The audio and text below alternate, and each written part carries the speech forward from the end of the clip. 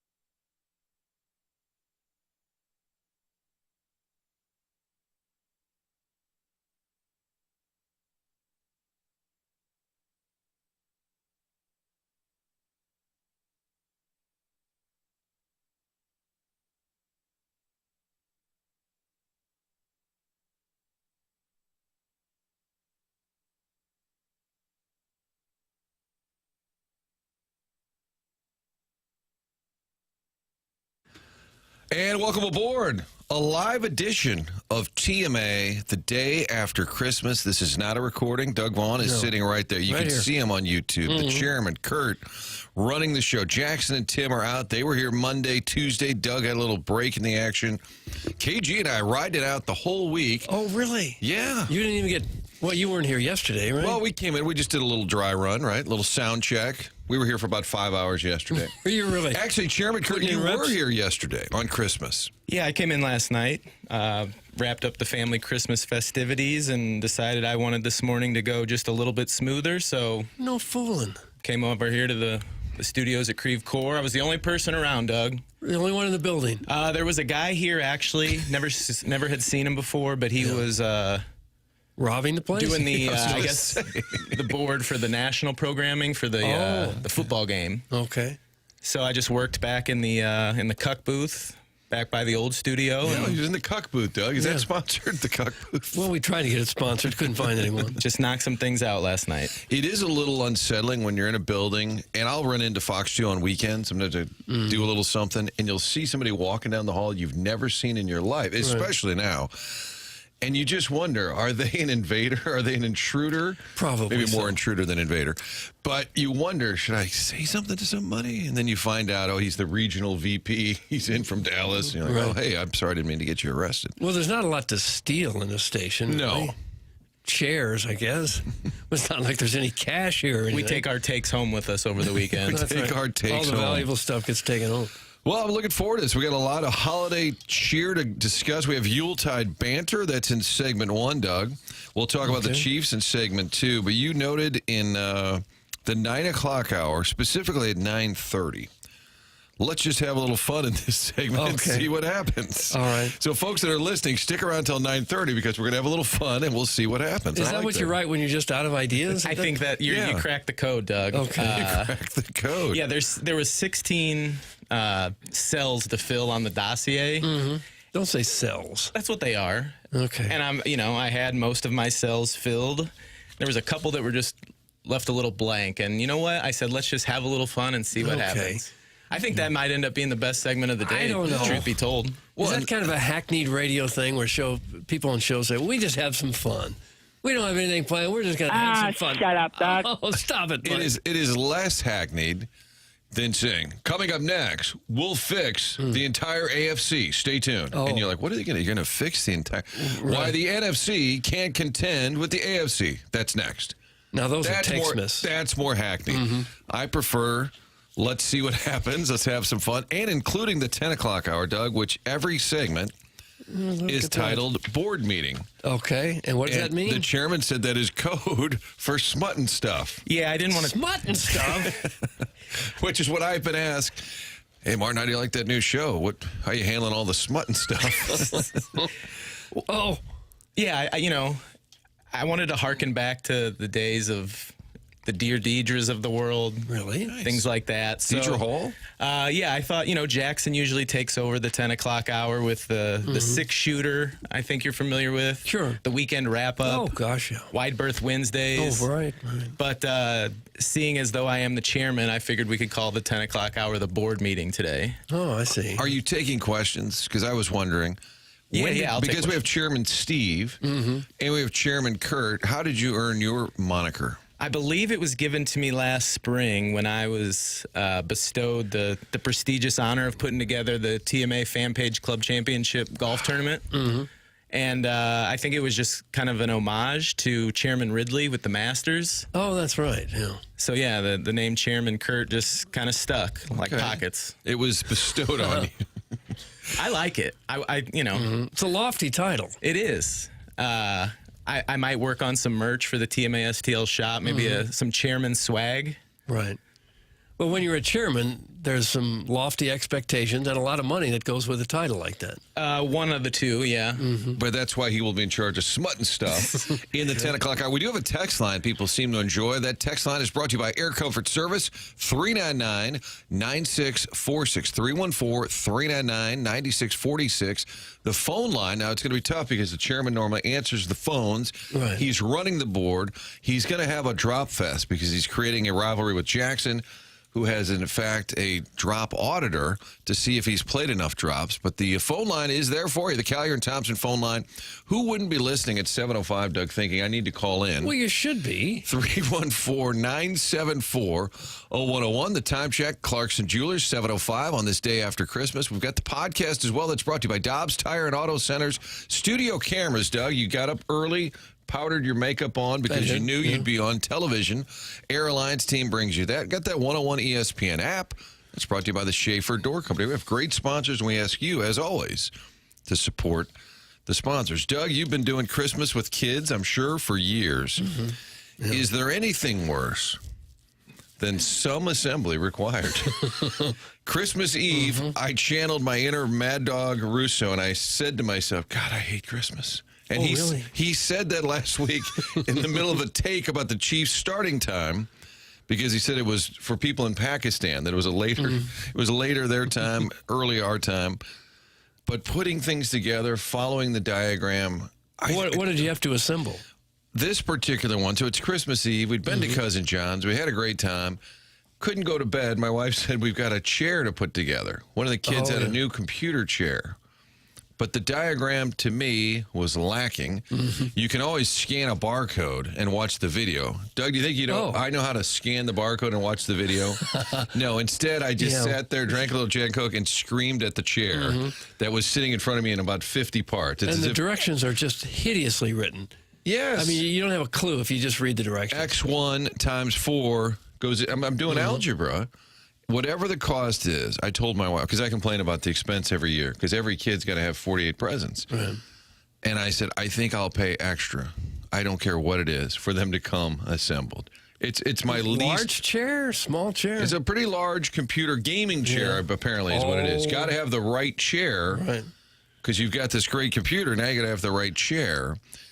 But the most embarrassing part is she gets up Christmas morning, goes down there, and just starts knocking it out. And she's very technologically sound. Her brain, my brain just cannot wrap itself around. No. I lent a hand, but that was it. We're takesmiths. We're not mechanical engineers. Right. Honey, I am a takesmith. How could I possibly? Sometimes it is easier just to look at it and try to figure it out rather than read the directions. That's kind of what she does. She says, I need to see the finished product, and then I can kind of walk through it. The directions... It looks, and it was from China, I'm sure, but they look like Chinese to me. I can't understand, even though it's in English. It made me say I hate Christmas, Doug, and I regret saying that, if only to myself. But you did get the chair done, or she got the chair done. She got it done. I had a marginal, what would that be in hockey, like a second assist, not the first assist. You didn't really do much. It just happened to hit your hands. These guys are some dumb mothers. Okay. All right. All right, that's And enough. then I saw my father-in-law last night, and he said when we were kids, they would put out the Sears catalog, his parents. And he said you'd circle 15 to 20 items that you just loved and thought you just had to have. He said, and we always got 2, a toy and a piece of clothing that the parents knew you needed that clothing for school or for Sunday school or whatever anyway. He said, every year, one fun thing, one piece of clothing. And that was it. Do you know there was a time when Sears used to sell entire homes? In a catalog? In a catalog. You'd order an entire house, and a truck would come with all of the wood and the pipes and everything to build it your own damn self. To build it? Yes. Oh. You had to put it together yourself. And people would get neighbors and friends, and they'd all come and build their house. Were they Amish? No, this went on all over America. Really? Yeah, there's a certain look to it. They say you can still spot a Sears home because it has a certain look to it. I've never heard of that. Yeah. I love the poorly educated. Well, these people had to be educated. They knew how to do things. We know how to turn things on now. Our forefathers, they knew how to actually do the things. Most of us can't do a darn thing. Yeah, I'm clueless. Can't begin to work on our car. You know, my parents' generation, they obviously changed the oil themselves. They would change the spark plugs. At least my generation, we could change a tire. Nowadays, people don't do anything. I would love to know how to change my own oil, because going to get an oil change is like going to a dentist that's not 100 West Dental, if you ask me. I hate going to get an oil change. You hate spending the money on it? No, just the whole process, just having to go do it. I'm typically over by however many miles, and I feel like an overdue patient that's, I feel like I'm getting judged, and I just don't like the whole thing. Sir, your car was due in last week. Didn't you notice on the odometer? It's the oil. I'm sorry, I don't need to be shamed here. This segment will be labeled "The Olds Complain." I'm going to write down what I've learned today. I also thought it'd be fun on the text line if Doug was taking questions today, because Tim and I just riffed a little bit. We started telling, I don't know why, but we started telling Mike Shannon stories. Oh. That took up about the first 15 minutes of the show. And it was Christmas Eve, Doug, and I think that's what the people wanted. Oh, I think so. Mike Shannon. Do you have a Mike Shannon story? They did retell the visit here, I believe. He was maybe going to the bathroom while doing a hit with you guys. Oh, he did that. And he got mad because you asked about the Washington Nationals, and he didn't want to talk about the Nationals. No, he didn't. They were like in last place and going nowhere, and I asked something like, what would you do to try to get them turned around? He didn't care for that. But he really was a nice guy. He was a great guy. You probably interviewed him a million times. Oh, I did, yeah. It couldn't have been any nicer. He was just, a one-of-a-kind type of human being. And perhaps the best high school athlete that St. Louis has ever produced. One of them, all-around athletes. You obviously didn't see me on the diamond at Seckman in 2002. Huh. Well, did you play football as well? No, Seckman was so bad at football that I feared Shout out to injuries. Seckman. So you're putting your career up against Mike Shannon's, who was going to be Mizzou's starting quarterback and appeared in the major leagues at the age of about 20. I mean, it's different eras. It's like apples to oranges. Right. I mean, I don't know who he was playing against. I was facing Max Scherzer and David Freese was out there. So, He was facing Willie Mays and Sandy Koufax and not in Juan high school. Marichal. No, but in the major leagues. I don't know if do you even know anything about the Suburban South Conference in the early aughts? I played in it. Oh, well. Not in the early aughts, I didn't, but You were probably covering it, Doug. You were probably there at one of those games. Kirkwood was in the Suburban South. Isn't Alvin Miller on that list, Doug? Greatest Probably high would school. be. Alvin Miller at Kirkwood was a parade All-American going to Notre Dame. Football star, but I think at basketball he was like their leading scorer. Oh, yeah, he was and then he won fantastic. track and field state championships. Alvin Miller's on that list right there with Mike Shannon. Yeah, he is. And KG. KG, because his time at Seckman catching. Right. Yeah, catching. Did a little pitching my senior year because Did you? the club needed an arm. How hard could you throw? Club needed an arm. Velocity wasn't my thing. Just command. My question was, how hard did you throw? Seems like he's avoiding the question. Low 80s. I wasn't a That's not fireball. I bad. mean, I had a good pop time from That's not behind the bad plate. for high school. But you know what? When I was 16, I put up some pretty gaudy numbers in Oh, the Summer Slava gosh. season, and I was a little chubby back then. I was a lot of chubby back then, and then I lost a bunch of weight going into my senior year. Numbers just plummeted. You lost your strength. Absolutely. I've got you kind of like a Mike LaValliere type, right? Back then? Spanky was my nickname as a 13-year-old. Was it? Yeah. Well, how morbidly obese were you? I mean, from like a BMI standard, probably fairly morbidly obese, but I've always had big quads. How tall are you? big calves. About 5'8" or 9"? 5'9" would be a little generous. What do you put on Okay. your Tinder? 6'1"? I got the TikTok 3-inch lift, so I put 6 foot on. Fair enough. Yeah. Yeah. Doug, there was a texter to this station at 4:41 a.m. Happy holidays, go Blues. So That's I don't know nice. who was manning the ship at 4:41, but there was a texter. I hope you guys had a great, wonderful Christmas from the 636. Well, thank you. I recently purchased an electric fireplace cabinet. Totally missed the assembly required note in the listing. Holy smokes, this thing arrived in an enormous box. It took 3.5 hours to assemble. Literally sweating putting it together. That's from Eric in the Central West End. KG, you're from Jeffco. It's an embarrassment that you can't change oil. That's from the Crystal City Clam Hammer. So if you're from Jeffco, you're supposed to be good at changing oil. Yeah, there's probably something to that. I've been out of there for a long time, though. There's just too much at stake if you do something wrong. Yeah. If your engine doesn't get oil, you're going to blow out the entire engine, and it's going to cost you $4,000 to get a new one. Yeah, and I wouldn't know the first thing about it. I would be bound to screw something up. So I'd rather pay Jiffy Lube. Well, and Kenny Wallace said part of the interest in NASCAR is everybody knew something about an engine. He said now you don't go to your buddies on Friday night and work on his engine because it's too much computerized. He said you would screw it up. In the old days, they'd sit around at their buddy's house and just drink beer and work on an engine. Let's change out the plugs. We can ask JR, Jeremy Rutherford at 9:15. He's a Jeffco guy. We'll see if he changes his own oil. I'm guessing no. I'm going to guess bet no no. as well. I think just because you live in Jefferson County doesn't mean you're changing your oil. Who's your dad? He said, I'll show you how to change your oil, KG. And I don't think that's innuendo. He said, super easy. Are you getting turned on by this? Well, I'm not, but you do have to have the tools. You got to undo the plug at the bottom, and you have to have an oil pan or let everything flow into something to catch it. I don't know. And don't you have to just have- don't. It's what, $20, $30 to have it done? It's getting a little more. I'm 31 years old. I grew up at the farm every weekend. So I thought he was going to be, I grew up on a farm, but now he said every weekend. Now it sounds like Dad and Mom and Dad have a place, the farm to go to. But I know how to fix cars, build cabins. I can split wood. I can build deer stands. These kids today are just lazy. Well, I don't know how hard splitting wood would be. That's just take an axe to it, right? They have little even tools for that where you just set the wood on top of it and it splits it for you. Yeah. You want to split some wood after the show? No, but in general, if you're a farmer, you do have to know how to fix everything, right? Because you can't possibly call somebody every time the tractor's not starting. Or I'm always fascinated when I make some of the road trips for football that I make. And I'm driving through rural America, and just you're an hour away from anything, and I don't think I could live like that. No, I couldn't either. There's probably something to be said for being removed from the hustle and bustle and all the idiots out there, but I think you would have to grow up in that environment to be able to deal with it. you kind of see it on the weekend if you ever go to the Sam's Club. You can kind of tell the hill people that have made their way into the big city to stock Hill up. people. What about Dave Chappelle living in the middle of Ohio? I mean, the guy's got millions and millions, could live anywhere, and just loves it. Hunkered down. Yeah.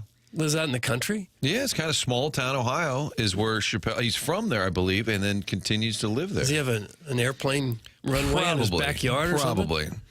Doug and Martin, I would love to hear how and why you fellas got into journalism and some of your fun, random stories from working in the business. Hey, KG, you're cute. Oh, thanks. That's from Brian Henshin. We could save those stories for that segment where we were just going to have Fun a and little fun and games. see where it goes. Because this segment was just Yuletide banter. That's all what this was. Yep. Bernie Federico is going to join us at 8:15. Jeremy Rutherford, 9:15. Blues back at it tomorrow night. They're at home. Doug, we went through a stretch where they played 11 of 15 on the road. They're back home tomorrow night. The Nashville Predators, one of the biggest disappointments in the NHL. They're on my list of most disappointing NHL Have teams. to be, because they tried to beef up during the offseason, got some free agents, and they're just terrible. It's not working. Blues coming off that 4-zip win over the Red Wings on Monday night. Hopefully a little momentum after the Christmas break. Blues hockey right here on a 101 on Friday night, and then the Winter Classic next Tuesday in Chicago at Wrigley Field. We've got some Blues talk. We've got Yuletide banter. Doug and I are taking questions. We'll talk about career highs and lows. I have a texter correcting me saying it's Alvin Morrow, not Miller. No, that's not who I'm talking Two about. different ones. There's two different guys. Yeah, but Alvin there was Miller. a Morrow and a Miller. I don't know Alvin Morrow. He was a guy who looked like Bo Jackson, played for Kirkwood High, and was hitting baseballs 450 feet and ran like the wind. Was a high draft pick. Went to one or two of their games, and there's 15 Major League scouts watching him play. I want to say mid-'90s, maybe. Okay, so after Alvin Miller. Yeah. Okay. Yeah, but I never heard his name in the major leagues. I don't think he made it. I think Alvin Miller got badly injured at Notre Dame. I believe so. Yeah. But still a legend in the Kirkwood area. And every time I see him, Martin, don't forget, I'm a legend from I'm kidding. That's in case friends of Alvin Miller are listening. We do have Tim's presence, Doug. I think people need just to hear. It's good to hear Timmy's voice. And here he is. James Carlton presents the Colonel Gabriel P. DeArmond every Monday and Friday here on the program, online at carltoninsurance.net, or you can call him at 314-961-4800. I am a client of James Carlton, and so I can speak firsthand to my experience with James Carlton. And yesterday, got a little notification, a little text, hey, you have a payment due in a week. They sent this about a month ago, and I just blew it off, obviously. And it's that kind of proactive service that allows you to have an easy rapport with your insurance agent. But guess what? I also get texts when they go, hey, we found a way for you to save X number of dollars off of your policy. They're always looking to save money for their clients. That's why James Carlton has 400 5-star reviews when you type his name in Google. It's James Carlton, carltoninsurance.net. Just give him a call. You have nothing to lose, and my guess is you're going to have something to gain saving money. 314-961-4800. 314-961-4800, or go online at carltoninsurance.net. I have a few questions for Doug. That's from Martin's Dangly Bits. I'm pretty sure he got on the air one time, sounded like a nice enough fella, and then just... You got hit late in the call. Yeah. No, he got a little weird, as they tend to do. KG's at the controls, the chairman, playing the drops all day. Jackson and Tim out today and tomorrow. I think the rest of the shows up and down the radio row here are in a best of mode, but maybe we don't have a best of. Is that what happened? We were punished for not having a best of? I don't think we've been around long enough to have best of. No, but it's nice to have the run of the place today. Let's just go down to the point, start pushing buttons. Yeah, let's just hop on. Let's just do a little guerrilla takeover on K-Sheet. I like that. Yeah, you were listening there to the best of Crosby, Stills, and Nash, but Doug's going to tell you a few stories about Kirkwood instead. That would be good. You know how to run the board now. We can hop on these various shows. Yeah. All the boards are probably the same. Yeah, probably. Probably, yeah. That'd be a good way to get I fired. think we should do that, yeah. All right, it is the Morning After presented by Brown and Crouppen. We're in the Design Air, 7 o'clock, 8 o'clock, the Munganess. What hour is this, Doug? This It's is the 7 o'clock hour for sure. That much I know. And those are your friends at Munganess. We'll come back. We've got more Yuletide banter and some sports to get to. It is the Morning After on 101.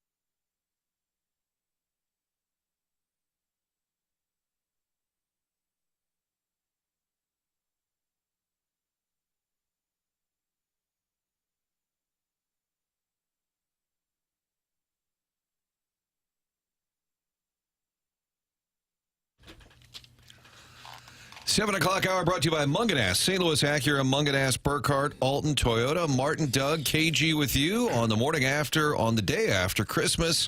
Presented by Brown and Crouppen. We've got the Design Air Heating and Cooling email of the day that comes your way in the 10 o'clock hour, which will be the board meeting with the chairman running the show. Texters active on this. Isn't that great, Doug? They get up the day after Christmas just to be a part of the fun and games here. A lot of comments about changing oil. That's now become a theme here. All these people can do it, no doubt, and we're idiots because we can't? Is that the theme? Yeah, I do think just commenting whether they can or cannot. It's a bit of a roll call Thursday, whether you can change your oil or not. I feel like today's the day that Doug puts an end to the smut. Stand against the evil one's legion, Doug. Oh. I guess that means if somebody calls in, you'll just put an end to that. Sure, I'll suspend them if I have to. I live in Jeffco. I change my oil every 3 months. Okay. My Christmas wish didn't come true. It's knocking the show. They didn't want us coming back. They were hoping we would disappear. Grew up in Jeffco, have been gone many years, could change my oil then, wouldn't even consider it now. No. Doug, I could change your oil. Just bend over right quick. All That's right, that's from Fuelsy. All right, knock it off. I can put oil in. You know, if I top it off? Yeah, if I pull out the dipstick and it's low, I can pour oil in. Take me to Pleasure Town, Vaughn. Okay, Hoffman. Was it Brian Hoffman? That was Hoff. Take me to Pleasure Town. Guys, I have triplets, and part of dad time was showing my girls or my sons how to read a tape, use a hammer, and build something. Now, as far as my car, I showed them where to drive it to pay somebody to change the oil. You don't want to muck it up. My son, Greg Vaughn, lives in Tampa, and he's got a Volkswagen. I forget the type. It's not a Tiguan, but he's got something. And when he took it in, the dealer wanted like several $100s to change his oil. They said, well, it's different. A German car. It's going to cost you a couple. Several hundred. Yes.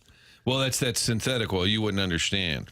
Well, a lot of cars get synthetic oil now. You can still get a change for, what, 80 or 90 bucks? I'm from Jeffco. I could change my own oil, but why would I when the fellas at St. Louis Acura do such a good job for a reasonable cost? There you go. That's where you should go. Another vote here on the athlete list. Tony Van Zandt, Hazelwood Central Best Athlete Award. He may have been the greatest football player to come out of St. I don't know if he was a star in basketball or track. I don't know. Yeah. But certainly in terms of... You know who else was great was Pete Woods. You remember Pete Woods? Quarterback. Yeah, I played against him when he was at U City. He became the Mizzou quarterback, and they beat Ohio State and Notre Dame or somebody else when Mizzou was really good. And he was a great pitcher and played in the NFL briefly, I think, as a quarterback. I've never heard that name before. Oh, yeah, he was dynamite. Local attorney now, I believe. Yeah. I think we've had him on the show before some of the Mizzou big games. I believe Alvin Miller was injured in an All-Star game the summer before he went to Notre Dame. That's the Tony Van Zandt story. Yes. Part of the Mizzou curse. Mm-hmm. When you think you're getting something great and it doesn't always work out, like Mizzou, as Mike Kelly, the Mizzou thing, where people get all excited and then it doesn't work out. I think Van Zandt, I believe he played in a summer All-Star game. Yeah, that's what it was. Right before his freshman year at Mizzou, and suffered some sort of horrible, it was a knee or a compound fracture of the leg or something, to where he just wasn't anywhere close to where he was. But I think he was the National Parade magazine high school player of the year. Who is this? Tony Van Zandt. This is like early to mid-'80s. Yeah. He was like one of the star players in the whole country, picks Mizzou, and gets injured before he can get there. And that was with the Woody Wiedenhofer era, I believe. Yeah. He looked like Barry Sanders running around a high school field. Remove drain plug, remove oil filter. Replace oil filter, replace drain plug, fill with oil. There you go. Easy mode. That's from Ironhead, who just simplified matters. We will never get that plug off. We will never get it off. Flood my face. Stop it, Hoffman. We'll never have the tool to get that plug off, and we will damage it, and the next guy will say, well, if you hadn't done this, I could have done it real easy. Now it's going to cost you $2,000. That's why you go to Munganast. Doug should indefinitely suspend all vile texters. Indefinite suspension. Have you ever done an indefinite suspension? Yes. Okay. Deke Dotem. Is an suspended indefinite. Indefinitely. Absolutely. Didn't Danny Mac on a Cardinal broadcast try and free Deke Dotem? He did. He also unsuccessfully. He often gives shout-outs to Mr. and Mrs. Dotem, the parents. Yes. Yeah. Who raised such a fine young man. Dennis and Denise, maybe? I might be butchering that, but... Bill Bradley has to be on the list. Oh, yeah. Great basketball player, I'm assuming. Crystal City probably played other sports as well. Especially the smaller schools, right? You play on every team. Yeah, he probably played whatever he wanted to play. Any major star, even if they're just a big league performer, like you go up and down a Cardinal roster, the guys, like, okay, you're a great third baseman. Go back and look. Probably the high school quarterback. Probably the point guard in basketball. Right. Talk to Jim Edmonds about his baseball career. Well, in high school, I played football and All good state, at track, California, good at everything. yeah. Yes. Well, those guys the guys that make it are just on a different level. Sometimes you read about the great professional athletes. I remember Jim Palmer, the old Baltimore Orioles pitcher. He said he was all state in high school basketball, football, and baseball. Did he do some underwear ads? He did. Yeah. How'd he look? Hall of Fame pitcher. He was the jockey, poster boy for jockey underwear. And an analyst for many years on network TV. And I think still does Orioles games and still kind of looks the same. Still looks like he's about 50. Yeah. And he's probably 75. At least. That's the kind of thing we'd have KG look up, but he's busy. KG running the board with a drop fest. A lot of Brian Hoffman appearing on the show today. Bernie Federico Jr. a little bit later. Some blues talk for you. Let's see here. A lot of references to Doug and changing oil. They want to help you change some oil, Doug? No. Flip Wilson says, Conzo Martin and LaFonso Ellis were on the same East St. Louis teams. Would that have been Lincoln? Remember East St. Louis and Lincoln? So. Yeah. My grandpa always told me that Ricky Bless was an unreal pitcher. Ricky Bless. Boomer Kingsley. I wonder if that's a typo. Rusty Lish. Now people are just voting for great athletes. Right. Rusty Lish from the East Side, great high school athlete. And then produced the great kid athletes, too. Kevin Lish, I think, just finished his career playing in Australia. Yeah. Teresa Lish went up, played at Illinois, maybe. She was a great player. Rusty was at Notre Dame, right? And then on the Big Red? Yes. Okay. People who change their own oil are trying to save up for their trip to Destin. That's from the Hunchback of Vaughn. I think they're taking a shot there. A lot of people just want to plug Doug. That's what it says. Okay. Well, there's no need for that. Doug, it's a simple socket. This is Ironhead following up on his how-to manual for changing the oil. We're going to get the plug off, yeah. Whatever, dude. We also have to crawl underneath the car You're going to have some sort of lift, right? I feel like when I was younger, my dad in the garage had some like ramps. Little ramps, Would yeah. you drive up the ramps to change the oil? Is that what those have been for? Yeah. I never trusted that operation. No, I'm not going to lie underneath the car. And my dad's probably listening right now. Dad, I love you, but knowing my dad now, Yeah. I'd be shocked knowing that he successfully changed oil back in the day. Why? I don't know. Because as you know him now. I am my father's son. I know I would have no clue, and I can't imagine my dad at my age, if we're anything alike, that he was able to change oil. But maybe I'm not giving him enough credit. Shout out, Dad. I'm sure he could. Like I said, it was a whole different generation. People fixed things back then. They didn't throw money around on a credit card like we do today. People actually did things. But what about They their actually had to garage, Doug? fix They things. probably shouldn't try and fix their garage door. I mean, Well- that's something that you need an expert like Schaefer. I would think so, because Schaefer Door could certainly get your garage door going if you have any kind of problems with it. They're right there if you call or text at 636-782-3608, or just remember the name. That'd be easier. Schaefer Door. Now I'm going to go ahead and spell it for you. Schaefer, only one F in Schaefer. Schaefer Door. They service all kinds of garage doors for service and new installs with LiftMaster. LiftMaster garage door openers are strong, quiet, and they are versatile. One thing Schaefer Door does that's a little bit special, they have a special standby service on Monday morning for those doors that break over the weekend. For whatever reason, that seems to be when most of them go over the weekend. You give them a call, and Schaefer Door will be right out there to get you taken care of, as they did for me when I had problems with my garage door. If you're on a business or a warehouse with those big, giant garage doors, Schaefer is experienced in those types of jobs as well. The service techs are not commission-based. They're not going to try to sell you a new door or some repair you don't need. That's just not how they work. They never have. Again, the number is 636-782-3608. Schaefer Door is a CHI overhead door dealer. Saucy Jack, Crystal City Clamhammer, Flip Wilson, Kevin at the Lake. I'm just saying folks who have their own moniker. Eric in the Central West End, Ironhead, Peg Diaz, Fuels. They're all up and at 'em. Springfield Mud Tossers in there, Brian Henshin, the Hoosier Daddy.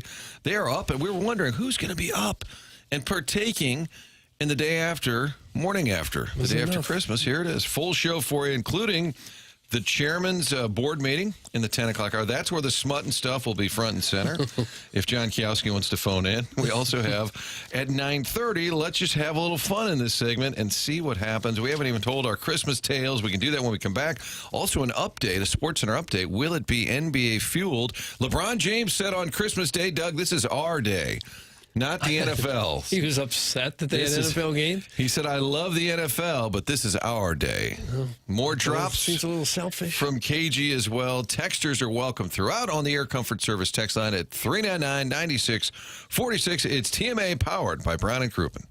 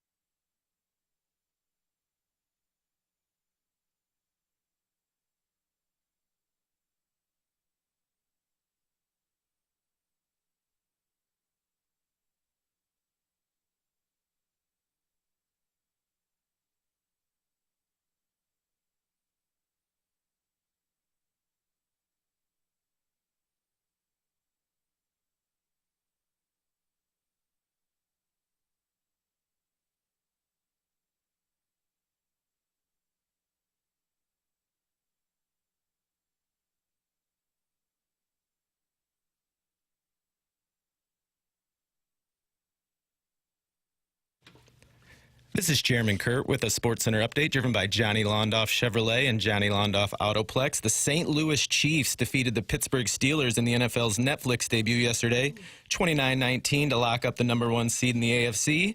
Patrick Mahomes threw for 3 touchdowns, including one to Taylor Swift's boyfriend, who set the franchise record for receiving TDs with 77. That was another SportsCenter update driven by Johnny Londoff Chevrolet and Johnny Londoff Autoplex. See them at londoff.com. Chevy, together we drive. Are you kidding me?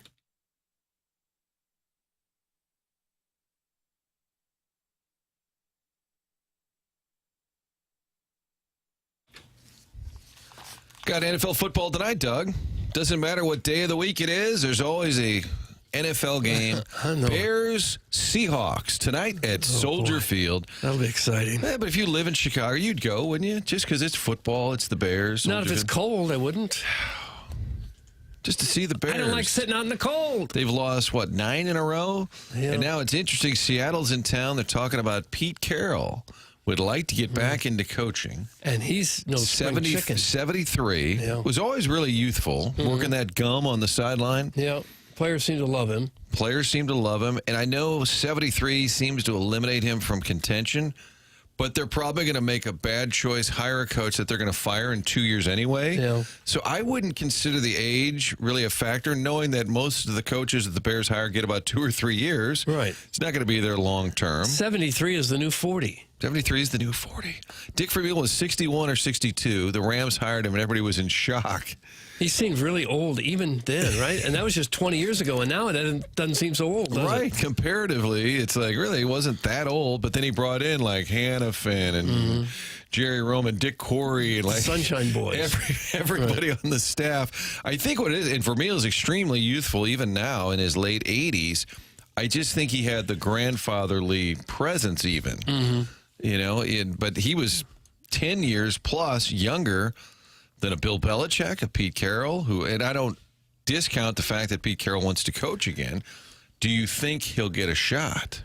Yeah, it wouldn't surprise me if he got a shot. I think some of it is us getting older. When we were in our 40s and there was a head coach that was 60, we thought, boy, that's an old coach. And now that we're in our 60s, we think, well, I'm not dead yet. I think I can still do that. They don't seem so old when they're around our age. I don't trust that the Bears are going to get it right, okay, in terms of a coaching makes you say decision. that? Based on recent history, you know who's laughing? Lovie Smith has to be laughing because he got fired after they went 10-6. They'd been to the Super Bowl. Now, those teams, they had dropped off. They weren't on our playoff regulars. But 10-6, he gets fired, and since then they've just been floundering around. I guess Matt Nagy got him to one playoff, but we'll take your NFL thoughts, Doug. The Chiefs are the AFC team to beat yet again. They're 15-1. They win on Netflix on Thursday, Christmas Day. Even though LeBron says the day belongs to the NBA, the Chiefs did win. Lamar Jackson became the all-time leading rusher at the quarterback position. Doug, he passed Michael Vick. Of the top 10 rushing quarterbacks, how many do you think you could name? Oh, gosh. KG, feel free to Maybe not participate many. as well. Not many. Oh, I think you could. Rushing quarterbacks. So Lamar Jackson is now number 1. Is Mahomes on the list? He is not. Because, Mahomes scrambles, but I don't see him running a lot, right? Yeah. He buys a lot of time. Did Steve Young run around That's much? a great guess, and he is number 6 on the list. Steve Young. Old school guys like Bobby Douglas and Greg Landry ran a lot, but I don't suppose they run as much as the current guys. Now think about old school guy who Fran ran. Tarkenton? Yes, Fran Tarkenton is number 8 on the list. Most of these are modern. I'll give you that. Has Josh Allen cracked it? Josh in there yet? Allen, I was surprised to learn he's number 7, and he's got a chance to pass up some of the guys in front of him. These guys haven't even been in the league very And long. I feel like he set the Buffalo franchise record for rushing touchdowns already. By a quarterback, I'm sure. Or you mean just in general? Thurman Thomas is probably I have number to be 1, getting that wrong, but he had some sort of crazy stat. I think we're going to need initials now. The guy who held the mantle until he was passed by Michael Vick. Eagles, great scrambling. Cunningham. Randall Cunningham. Did RG3 play long enough and stay healthy enough to make it? He is not on the doubt list. it. How about the Auburn quarterback who was the number 1 overall pick not that long ago? Cam Newton. Cam Newton is on the list. Guy playing for the Steelers yesterday, throwing picks. Russell Wilson. Oh, yeah. Russell Wilson. Okay. So I've walked you up the door. Okay, Steve McNair and Aaron Rodgers. Aaron Rodgers. I wouldn't have thought him. I think just length of career, probably. Yeah. You pick up a run here, a run. You've been doing it for 20 years. That did surprise. I just was shocked that Josh Allen is already 7th. Yeah. He's going to move into the top 5. Well, Lamar Jackson's only 27 years old, yes. so he might get another 5 or 6 years at this. Right. He's going to make it unapproachable. And then we'll do our list of most unattainable records in sports. So Lamar, all-time rushing leader, Michael Vick, Cam Newton, Russell Wilson, Randall Cunningham, Steve Young 6th. I do picture Steve Young running all, just your visual when you say Steve Young, he's just running all over the place. And he did how many years in the USFL? A couple. Yeah. That probably cut into his total, plus he was behind Montana for a little bit. Yeah, he even sat on the bench a year or two. The Chiefs just completed that stretch. They played 3 games in 11 days. They won Sunday, Saturday, Wednesday. They won all 3. They're the top seed. They're 15-1. I can't wait to see whether it's Lamar going in there or Josh Allen going in there, just these premier matchups all going through Arrowhead. Andy Reid's record with the Kansas City Chiefs. I'm going to say, Doug, I'm going to tell you that he has coached regular season 194 games as the Chiefs head coach, regular season, 194. Okay. How many of those do you think he won? 193? No. Out of the 194. He's probably won 120 of them? 143. Oh, wow. 143 and 51. Andy Reid's record as the head coach of the Kansas City Chiefs. And he's dressing up like Santa Claus after the game. Was he yesterday? Did he do his post-game as Santa? Kelsey and Mahomes went into the locker room, and they had those red patent leather Christmas jackets on that they did on Netflix. And then Andy Reid kind of came in and stole the show, dressed up like Santa Claus. I guess you do whatever you want when you're 143 and 51. And won a couple Super Bowls and might win another one. Not a huge Chiefs guy. I respect Andy Reid and you the just success. called him the St. Louis Chiefs on the last update. Oh, I did do that. Was that tongue-in-cheek, Jeremy? Could have been. But I hate when people get overexposed, like in commercials and whatnot. Peyton Manning kind of went through that a little bit. You're seeing Jason Kelsey kind of do that. Shaq is on a lot of commercials. But I'm tired of the bundle Rooski. I got to tell you that. Are you really? Have you seen that commercial? Yeah, Doug? Andy Reid, right? Yeah. Well, it is hard to watch a Chiefs game when every commercial is Kelsey or Mahomes or Andy Reid. I think it's great that it's the middle of America. I think the whole Chiefs topic, we've discussed it ad nauseum, but it's cool that a small town in the middle of America is sort of the darling of the league. America's team now. Yeah. I mean, unbelievable. And Mahomes is incredibly likable, right? I think. I mean, there's plenty. You could say, I don't like Kelsey. He's actually probably more exposed than Mahomes. I think commercial-wise, Kelsey is. So some people knock. I don't have a problem with Travis Kelsey. I'm just saying Mahomes, to me, has very few detractors, right? Like Aaron Rodgers can rub people the wrong way with his personality, whereas Mahomes just seems pretty down to earth. I got a take for you. Oh, God. Hot one? Not on the dossier. Yeah, a get those chairman's mittens on. take coming your way at 7:45. That time check brought to you by Clarkson Jewelers. I am pretty much all for these guys celebrating. I was glad to see them get to start celebrating again. Doug's putting the mitts on. But I don't understand how Travis Kelsey can get a flag for dunking the football over the goalpost. Meanwhile, the Vikings defense is doing like a 2.5-minute choreographed dance. I love it all, but why? I don't understand the rationale. I'm with you. Why is the Kelsey thing a penalty? Like a Broadway production by the Vikings. Yeah. And Kelsey's was an homage to Tony Gonzalez. Yeah, I mean, they all do it. They make a tackle and they start parading around like no one's ever made a tackle before. I can understand the weapon brandishing thing. That was getting a little out of hand. I don't think that's a great look. But other than that, but I just didn't understand yesterday when they threw the flag on Kelsey for I don't the get dunk. it either. I have no idea why they would have done that.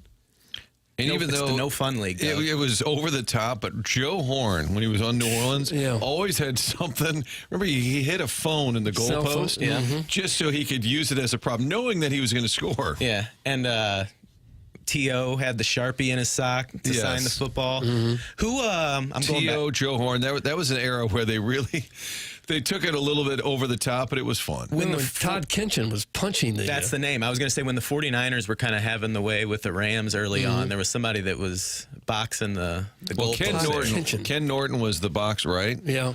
And mocking the St. Louis Rams. We showed them. Yep. But where the Chiefs are concerned, I feel like over the last few weeks, it's been trendy to say the Chiefs aren't going to go very far in the playoffs. Or they're barely winning some of these games. They still haven't scored 30 points in a game. They've been lucky. The refs help them out. An easy schedule. Nonetheless, they're 15-1 and playing better now maybe than they have all year. That performance yesterday was probably the best game they played. Don't hate the playoff, hate their game. Yeah, so they I think they might be the team to beat again still. But there was just enough chatter that they'll say, well, people didn't think we could do it. Well, you're the Kansas City Chiefs. You've won 3 of the last 4. You're probably and they're not odds-wise, but you're still probably the favorite in most people's minds. Maybe not the gamblers, the money, but there's no way they should be playing that card. You know it's coming, though. Oh, yeah. Well, people doubted us. Nobody thought we could do it. Has there gave us never a been a chance. three-peat in the Super Bowl era? Did I hear that?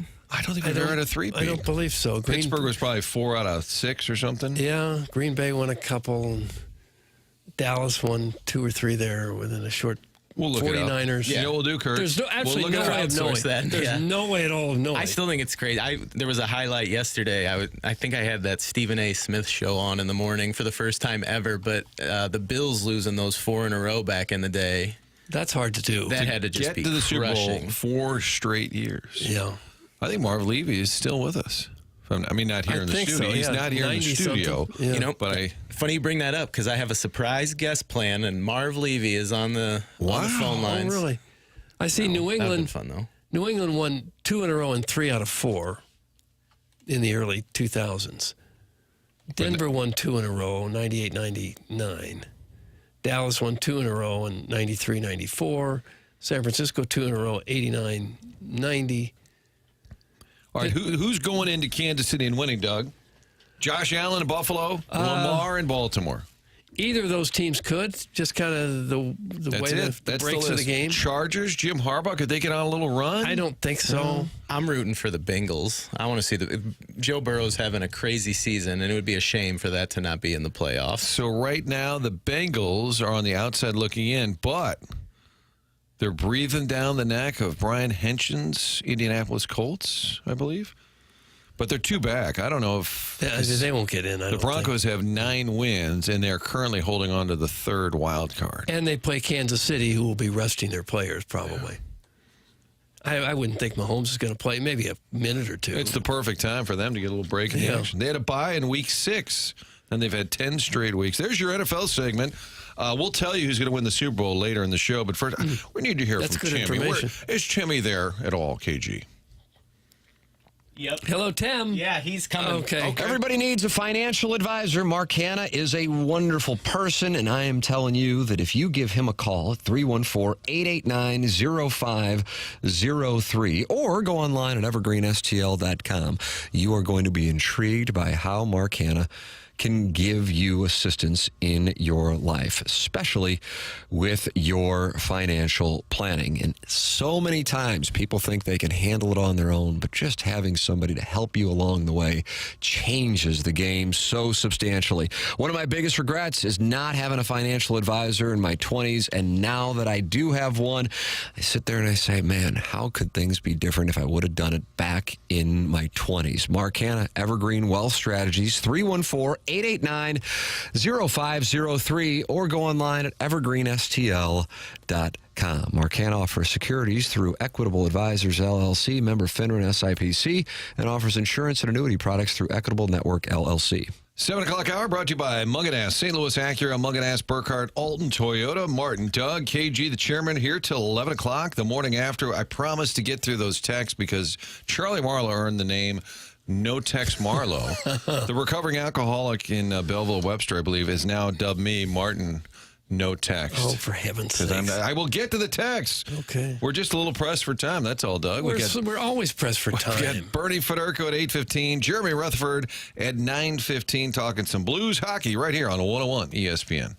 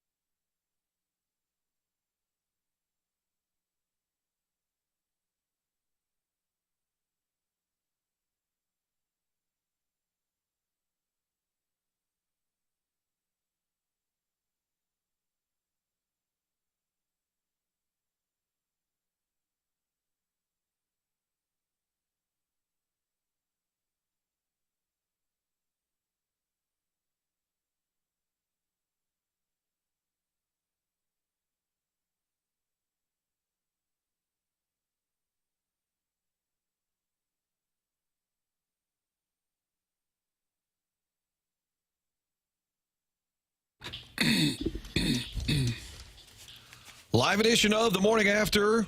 Martin, Doug, KG with you till 11 o'clock. Brought to you by Brown and Crouppen. Texters busy already on this day after Christmas. 974-0101.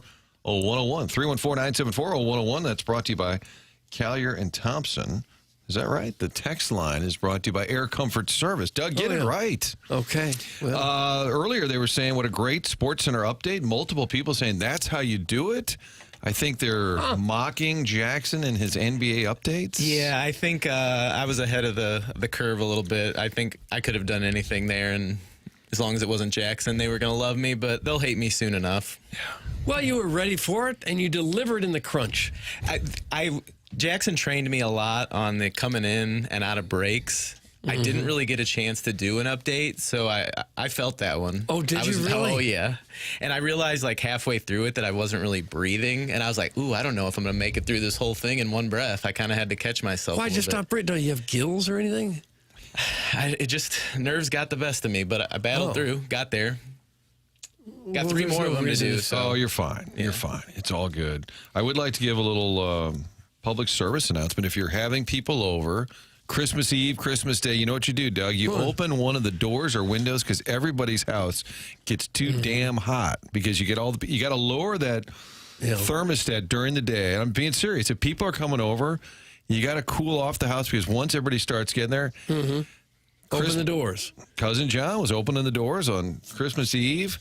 My sister-in-law yesterday, we were opening the doors. Got to keep things cool. I think people forget because they get it nice and toasty before Grandma comes over. Right. But then you're boiling over after about an hour after everybody arrives. So that's a little tip for everybody. If you're hosting, when we're going to Doug's for New Year's Eve, remember, Doug, keep those doors cracked during the day. You got to get some of that stale air out of there. We got a lot of flu going around the Vaughn house, too. People sick.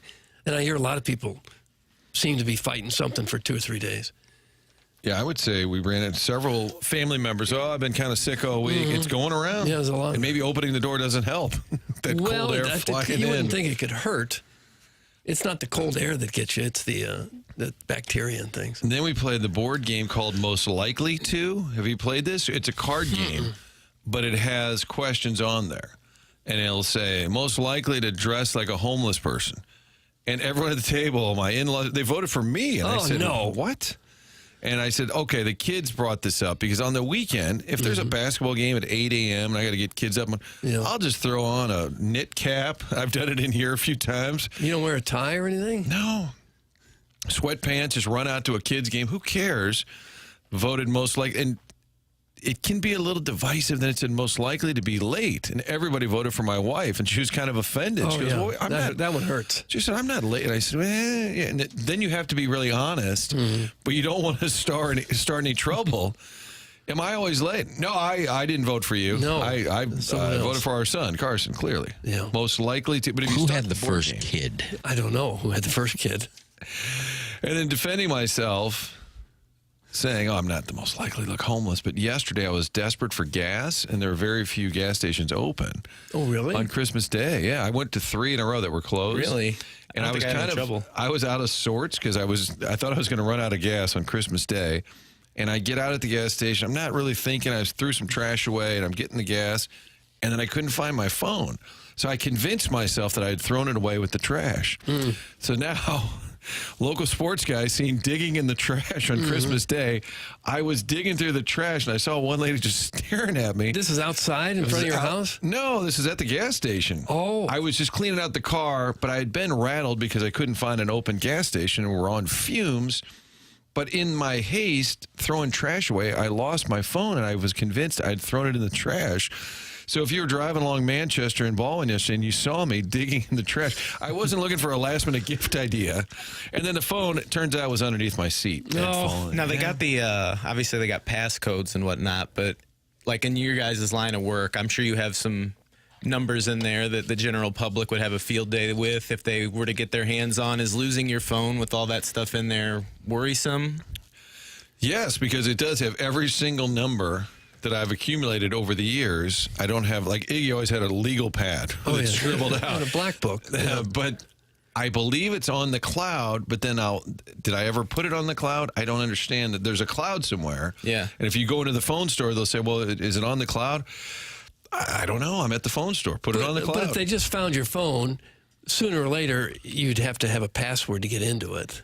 Yeah, in What if theory. they could crack the code? But yeah, How are they going to do that? I don't know how that all works, but you could see somebody Just being so able they to could call a member of the Cardinals or something? They're going to go through all that? Well, if you just crack your way into a phone and then you see, oh, you've got Jen Jameson's number like Doug has in his phone. What? He pointed at Doug. I've never worried about that. Could you imagine if somebody just started randomly calling John Mozeliak's cell phone or Gary Pinkel's cell phone? Yeah. I don't know if you were in it or if it was when you were doing your onboarding, but they were talking with Tim last week about contact roulette, a little drinking game they would play back in the day. And it was basically when it was your turn, if you lost or something, you had to just randomly scroll through your contacts, and whoever it landed on, you had to call in that moment. No, that's not a good game. If you're full of stars in that phone, it's not a good game. Can you imagine having to call Bob Nightingale at 1:30 in the morning on a Saturday night? He would answer. He would? Yeah, he's might. good about Yeah. answering. Mm-hmm. I just moved away from Madison, maybe a couple of years. And we did the Sunday shows with Marshall Faulk, and he becomes the MVP. But now I'm back in Madison, Wisconsin for the weekend. My buddy's like, hey, who's in your phone? Anybody? It's just the early days of cell phones where you'd get a contact and you'd save it. And I said, I got Marshall Faulk's number. They're like, let's call him. And this is after a few drinks, Doug. Wasn't maybe the best decision I've ever made. Probably not. So we called him. And what I remember is passing the phone around to everybody there. And they're like, what's up, Marshall, man? You really won the MVP, dude. Super Bowl last year. And after a few people talk to him, I hear somebody say, okay, you want us to pass it back to Martin? Okay. I get the phone back. He goes, I know what you're doing. You're drunk, trying to be cool, showing off to your friends. Don't ever do this again. And that was the end of the phone call. I said, okay, yeah, great to talk to you. Thanks so much. Yeah, I'll tell the guys you had a blast. Okay, bye. Mm-hmm. Contact roulette. That feels like it would end poorly for everybody involved. Yeah. You ever called the wrong contact if you got multiple Johns or something? You ever called John Mozeliak trying to call somebody else? Like your neighbor John instead? Yeah. Hey, can I borrow your rake? Oh, sorry. Multiple John sounds like a hooker's phone. That's the title of the segment. Multiple Johns. Let's see. Martin frequently dons hobo couture in studio. They said I was dressed as a hobo couture. They said I was dressed as a striking dock worker one day. Not just a dock worker, but a striking. Striking one. Who's mad? I had the air on 67. So you could throw a little. It was 50 degrees outside. It was a tough day to kind of blast the heat with all the people coming over. Martin dressed like Cousin Eddie was dressed like Cousin Eddie at the gas station. Yeah, it's not too far off. I watched that again this weekend. This week. You can't go wrong. Christmas Vacation. Watched it again. And, I've never seen A Christmas Story. Is that odd? Well, only because it's on all the time. Yeah, I think I make if I see that it's on, I make an effort to not see it. At this point, I'm really digging my heels in on it. It's one of those that's really not that great, but it's just kind of a tradition to watch it. Yeah, I mean, it's okay. It's clever and cute, but it's not Christmas Vacation, fall off your chair funny. PSA, you can usually pay at the pump even if the gas station isn't open. That's from Arch Rivals. I tried that at my neighborhood gas station. It didn't work. Have you ever run out of gas? Oh, yeah. Back in the day. Probably my early Rhinelander days. Yeah. Just waiting for payday to put a little gas in the tank. Pretty sad. Mm-hmm. You always had the red can in the trunk just in case, Doug, back in the day. Yeah. It's been a long time. And I couldn't imagine at my age on Christmas Day calling and saying, can anybody help me out? I'm on the side of the road. People used to run out of gas more than they do now, I feel. Yeah, I used to see it more. Well, I think the gauge is more accurate now. Back then, you just kind of played the guessing game with that needle. Yeah. And now it'll tell you got 21 miles, you got 15 miles, 13 miles. And it's easier to get your hand on money now. I mean, everyone's got a credit card, a debit card, an ATM card. There was a time where if you didn't get to the bank on Friday afternoon, you just weren't going to have any money. Yes. And if you didn't have any money, you weren't going to have any gas. It sounds like there was a time at KFNS where if you didn't make it to the bank in time, you weren't going to have any money either. There was a race to cash your check. It was like the starting line of the NASCAR event. You wanted to get there first. You ever pick up a hitchhiker? Oh, yeah. You picked them up? Sure. It was very common. You ever hitchhike? Sure. Really? Yeah. I think in high school we did it a lot, looking for a ride. It was always better to do it with someone, two of you. It was a desperation move, but it was a very common thing. No one thought a thing of it. It's not much different than getting in an Uber. Only it didn't cost anything. Yeah. Well, different for the person. It's not much different for the hitchhiker, but to the driver, there's a big difference. There's contact names. I mean, just the vulnerability. You have your back to this stranger. I guess you could tell them to get in the front seat. There were even girls that hitchhiked. Can you imagine seeing that today? Like a teenage girl hitchhiking? Would you ever pick up a hitchhiker nowadays? No. It would depend on the situation. If I was out in the middle of nowhere and I saw a car had broken down and it was somebody that, clearly needed a lot of help, I suppose I could. I mean, you would hitchhike out of necessity Same only. thing, yeah. But I just wondered if you would pick somebody up. Can you imagine you're hitchhiking and a car pulls up slowly behind you? Doug Vaughn's leaning out of the driver's side window. Get in, fella. I've told the story a couple times. The last time I hitchhiked, I was on my way to Rochester, Minnesota in the middle of summer, going back to my job up there, and it was about 100 degrees. I got in the middle of Iowa. I decided to go the back roads this time just because I was tired of going through Illinois and the highways. I'd go to more direct route, more scenic route. And right in the middle of nowhere, my car broke down completely. Just would go nowhere. Nothing around me but corn. So I got out and started walking. It's about 100 degrees. The buzzards start circling in my head, and I'm thinking, well, this is how it ends for me. I saw a sign after I walked about a mile, said Waterloo, 75 miles. So I started hitchhiking at that point, and a pickup truck with an older guy and his wife drove past me, stopped, put on the brakes, came in reverse, and said, was that your car we saw back there broken down? I said, yes, it was. I said, all right, get in. They took me to their farmhouse that was about 2 miles away, gave me lunch, then called a friend who owned a gas station in nearby Dysart, Iowa. This was on a Sunday.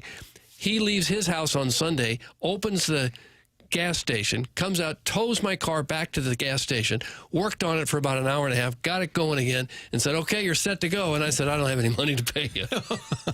He said, oh, that's okay. Here's our address. When you get back to Rochester, you just send us $120, whatever it was. And did you? I did. Of course, yeah, sure I did. And then I was on my way. But can you imagine getting that service? Maybe you'd still get it in Dysart, Iowa. I'm not sure you'd get that anywhere else. It sounds more like a Netflix special where they take you back to the barn and chop you up into little pieces. I thought I was going to be gutted. They had lunch and everything, and I didn't have $5 to give them. They saved my life. They may have saved my life that day. Certainly saved me from a long, long walk. If Doug would pick me up, I was surrounded by 20 twinks. If Doug picked me up, I'd be giving him that sloppy toppy. That's from Mr. I don't know what that means. Mr. Siders. I don't even know. Jesus, that sounds like social hour at the retirement home with these two. That's from Jackson's Lone Wispy Pete. Well, that's what it was. I've run out of gas one time. Pushing a full-size Blazer in the middle of the Rock Road is no fun. That's when you recruit help from people passing by, just to get it out of the intersection. Is this the 7-4 that we're in? I think we're in the 7-4. 7-4, yeah. It's time to hear from Timmy again. Yeah, we're going to hear from Timmy. All right, we're going to hear from Timmy. We'll go ahead and hear from him now. He's going to tell us about 100 West Dental. Hey, even if you don't have a dental plan, you can go work with Dr. Brandon Pryor at 100 West Dental. Watch this, 100 West Dental. .com, 100westdental.com, or you can call 636-585-0100. No dental insurance, that's not a problem. The membership plan at 100 West Dental aids in the cost of dental work for those who do not have dental insurance. No phone calls needed to get in. You can just check out the website with the calendar online for availability and book right then and there. 100westdental.com. Dr. Brandon Pryor, loyal listener. It's 100westdental.com. Use my name, and you get $1,000 off an Invisalign package. That's 100westdental.com. Any updates on the Joy Vitale Christmas party? We didn't really dig deep into that. It's a little too hurtful for me and Jackson. Did you pick it? Did not make it to pick it. I heard it was a great party, but actually, because we talked so much about it, and Joey said last week This is like for the grade school where our kids go. And It doesn't matter. We want invites to those as well. But he said because we've talked so much about it, he's getting texts from like Blues alumni saying, "Oh, thanks a lot. I heard you're having a party." He said it's not a Christmas party; it's for the parents. So it's caused him great consternation and pain. Well, that's what he gets for not inviting the whole squad. Correct. Right. I want to go to his kindergarten parties. Well, sure. I've been to them. Have you? Bartended them. Oh, Well, that's right. As the teacher, he was invited by the parents to bartend. Good morning, fellas. Some years ago, I came home from work around 3 p.m., parked in front of our place located in that Loughborough-Jamison area.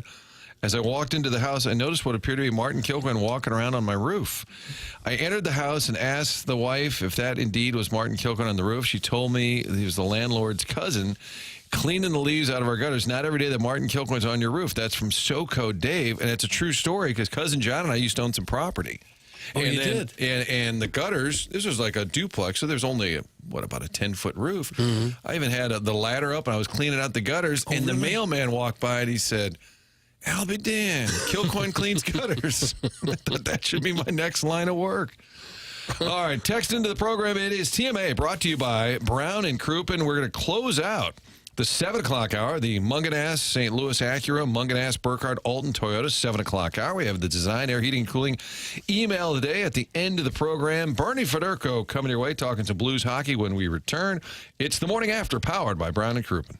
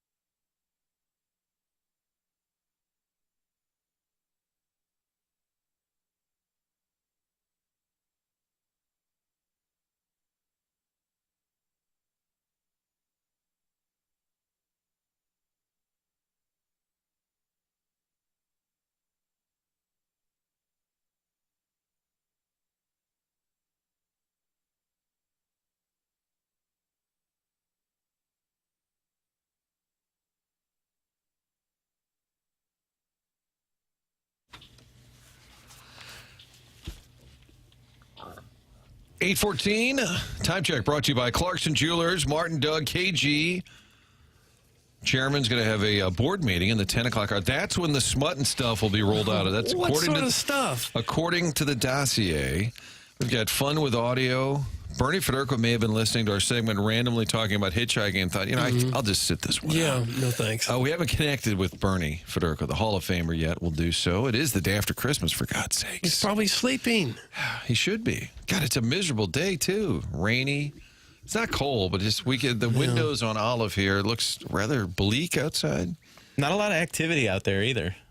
No. As I say that, a couple cars drive by. Yeah, Well, I think most quiet. people probably aren't working today. Roll call. Are you working? Text into the show. Where are you working? 314-399-9646. That's the Air Comfort Service text line. 399-9646. Our guy who was teaching us how to change oil sent a picture of him working, and it looked like he was at a construction site. So there are folks out there. God bless the folks out there getting things done. Well, we're married to journalism. Well, sure. So we're not taking any days off we don't have to take off. We don't want days off. Did you miss it on Monday and Tuesday, Doug? Did you have some takes sitting around the kitchen table with the kids? I did. I had a lot of journalism I wanted to conduct, but was unable to. My dad once hitchhiked from Virginia Beach to Cahokia. He said the guy that picked him up asked where he was going. My dad said, Southern Illinois. The guy said, great, I'm going to Cape Girardeau. The guy's only rule was that my dad drove, and he said the guy slept from Virginia Beach till Paducah. So he wasn't looking really for a hitchhiker. He was looking for somebody to do the driving. Right, and trusted I was so amped on chugging with my boys. And it was okay, just turned his car over to a stranger. I just think people were nicer back then to each other. Or more trusting, less jaded. Mm-hmm. But I think less terrible things had happened, right? I don't know if that's the case. Or just more publicized now. now? You certainly hear about it now. I don't know if that stuff happened. I don't think it happened as often then as it does now. Can you imagine? Get in the car. Hey, where you going, pal? Oh, good. I was going to drive to Cape Girardeau. Can you just take the wheel Here's for a the keys. while? I just need a good snooze. You just drive my car. I just met you on the side of the road. I saw you walking into the Stuckies, and you seem like a trustworthy fella. Nathan here, Washmo, on the way to work right now. I sell parts for nuclear medicine beds and scanning machines. Keep up the good work, boys. Okay, Nathan from Washmo has checked in. That sounds like serious work. Yeah. Whatever, dude. Nuclear beds? That's what it Are said. these people undergoing radiation treatments, maybe? I don't have any more answers, Doug. I just read the text. I'm sorry, I'm crowdsourcing. Working, sold my soul to the devil, so I would work today and tomorrow, and then I'm off for 14 days. We went over this the other day. It's a good time to work because nobody's really working. And then you take that vacation when it's a real grind. Right. Because we can kind of relax here because no one's looking over our shoulder. Right. Kowski's not in the building. He was on Tuesday. Had us in tip-top shape on Tuesday. Yeah, he was upset with Jackson about that Miami of Ohio slander. That's right. Oh no. We stumbled into a real mess, and I forget how it came up. Something about the worst school in America. Yeah. And I don't know why it was referenced, but we said, well, what is the worst college in America? And Jackson said, I'll give you one, and then had a long pause, and finally said, Miami of Ohio. Oh. And I said, that's actually a really good school. Yeah, I thought it was. And he goes, yeah, it just seems like it's the middle of nowhere. And then we realized Chris Kerber went to the Miami of Ohio. So we're like, that's going to be a problem. And then we found out Buck Swope went to Miami of Ohio. So it led to a whole thing. Oh. And it was a slam dunk. All he had to do was say Kansas. Kansas, as a Mizzou guy. And he went Miami of Ohio. Those damn Redhawks. I'm currently working for a local municipal police department listening to you sexy lads. Thanks for getting me through the morning. We got the local police department calling us sexy lads. We may need him if we decide to hitchhike home. What profession would you be most surprised and least surprised to find out that we were popular in that demographic while they were working? Most surprised, least surprised, occupation. So like police officers listening to this banter, but calling us sexy lads was even more that's surprising. The surprising part. Makes me feel pretty. Clip that off. I'm retired. I'm listening, and I changed my car's oil until the age of 38. Now I let others do it. That's from KG's dad. Oh, he found the text line? It looks like it's his first ever text to the show. Yeah, he texted that to my phone. I didn't get a chance to respond to him, so I guess you didn't respond. He went straight to the show. Yeah, hi, Dad. Working from my Manhattan loft. And then it says, oopsie. It looks like they're in New York City. Is that right? Maybe. Well, there's an awful lot of jobs where you don't ever get time off, regular time off. If you work in healthcare, I guess, if you work at a hospital, Yeah. first responder, those types of jobs. When they're important jobs, Doug, I would say. Life-saving During COVID jobs. at the TV station, they said, all non-essential employees will be told to stay home. And I was on the list of non-essential. I was too. Non-essential. How could what we do possibly be considered essential? I know, but the label's still sort of stuck. Yeah. Non-essential. Let me give you that Blues score last night. You can't get it anywhere else. They beat Vancouver 4-3. And then Charlie Marlowe said, post-COVID, I'll just stay home every day if that's okay. I'm a trucker. I listen every morning from the 636. We need your name, and then we can change it in the text line to Trucker Bill or Trucker Sally or whatever it happens to be. Working today as a trash man out in Wildwood. God bless the trash man because it's a crappy day, and everybo's got mounds and mounds of big stuff. day in that. Where would we field. be without them? They're essential. Doug, you're not. No, They are. gosh. I'm driving into work at the moment. You all are keeping me very aroused. That's from David Klein of Hedonism I texting love into David the show. Klein. Wait a minute. Is his last text? Oh, December 18th. I was going to say, it's been a minute. Jim Hayes always had the fantasy of slathering David Klein of Hedonism with gravy. Now, there's a fetish. I know you guys don't. I'm new here. I know you guys don't shame, but that's a thing. Working in Houston, I'm in home restoration, currently looking at a burned up house. Somebody's house caught on fire. Now he's got to rebuild it. And I'm just going to guess here, Doug, that if they're in Houston and listening, they're probably from St. Louis, but listening just to keep tabs. Probably, yeah. Trucker Dan, thank you. Okay, Trucker Dan, can we change his label on there? We may need to make a note. I don't know how to do that. That didn't come in Professor Burkett's class. That was not part of your training? Yeah. You still need more onboarding to do? Yeah. And we have the other texter who's mad. I forget the name. I'll go back and find it, but wants to be changed to Dirty Chewbacca. And we haven't changed his name yet in the listings. It's high up there on the priority list, I'll tell you that much. Slinging kegs in Brentwood. It's a ghost town. The Budweiser never stops flowing. That's from Fuelsy. It's 8:22 in the morning. Are there a lot of kegs that needed to be tapped right now? Well, I bet there's a big delivery day. Yeah, because places have been closed. Yeah. Christmas Eve was probably a big night out at the restaurants and the bars. Probably so.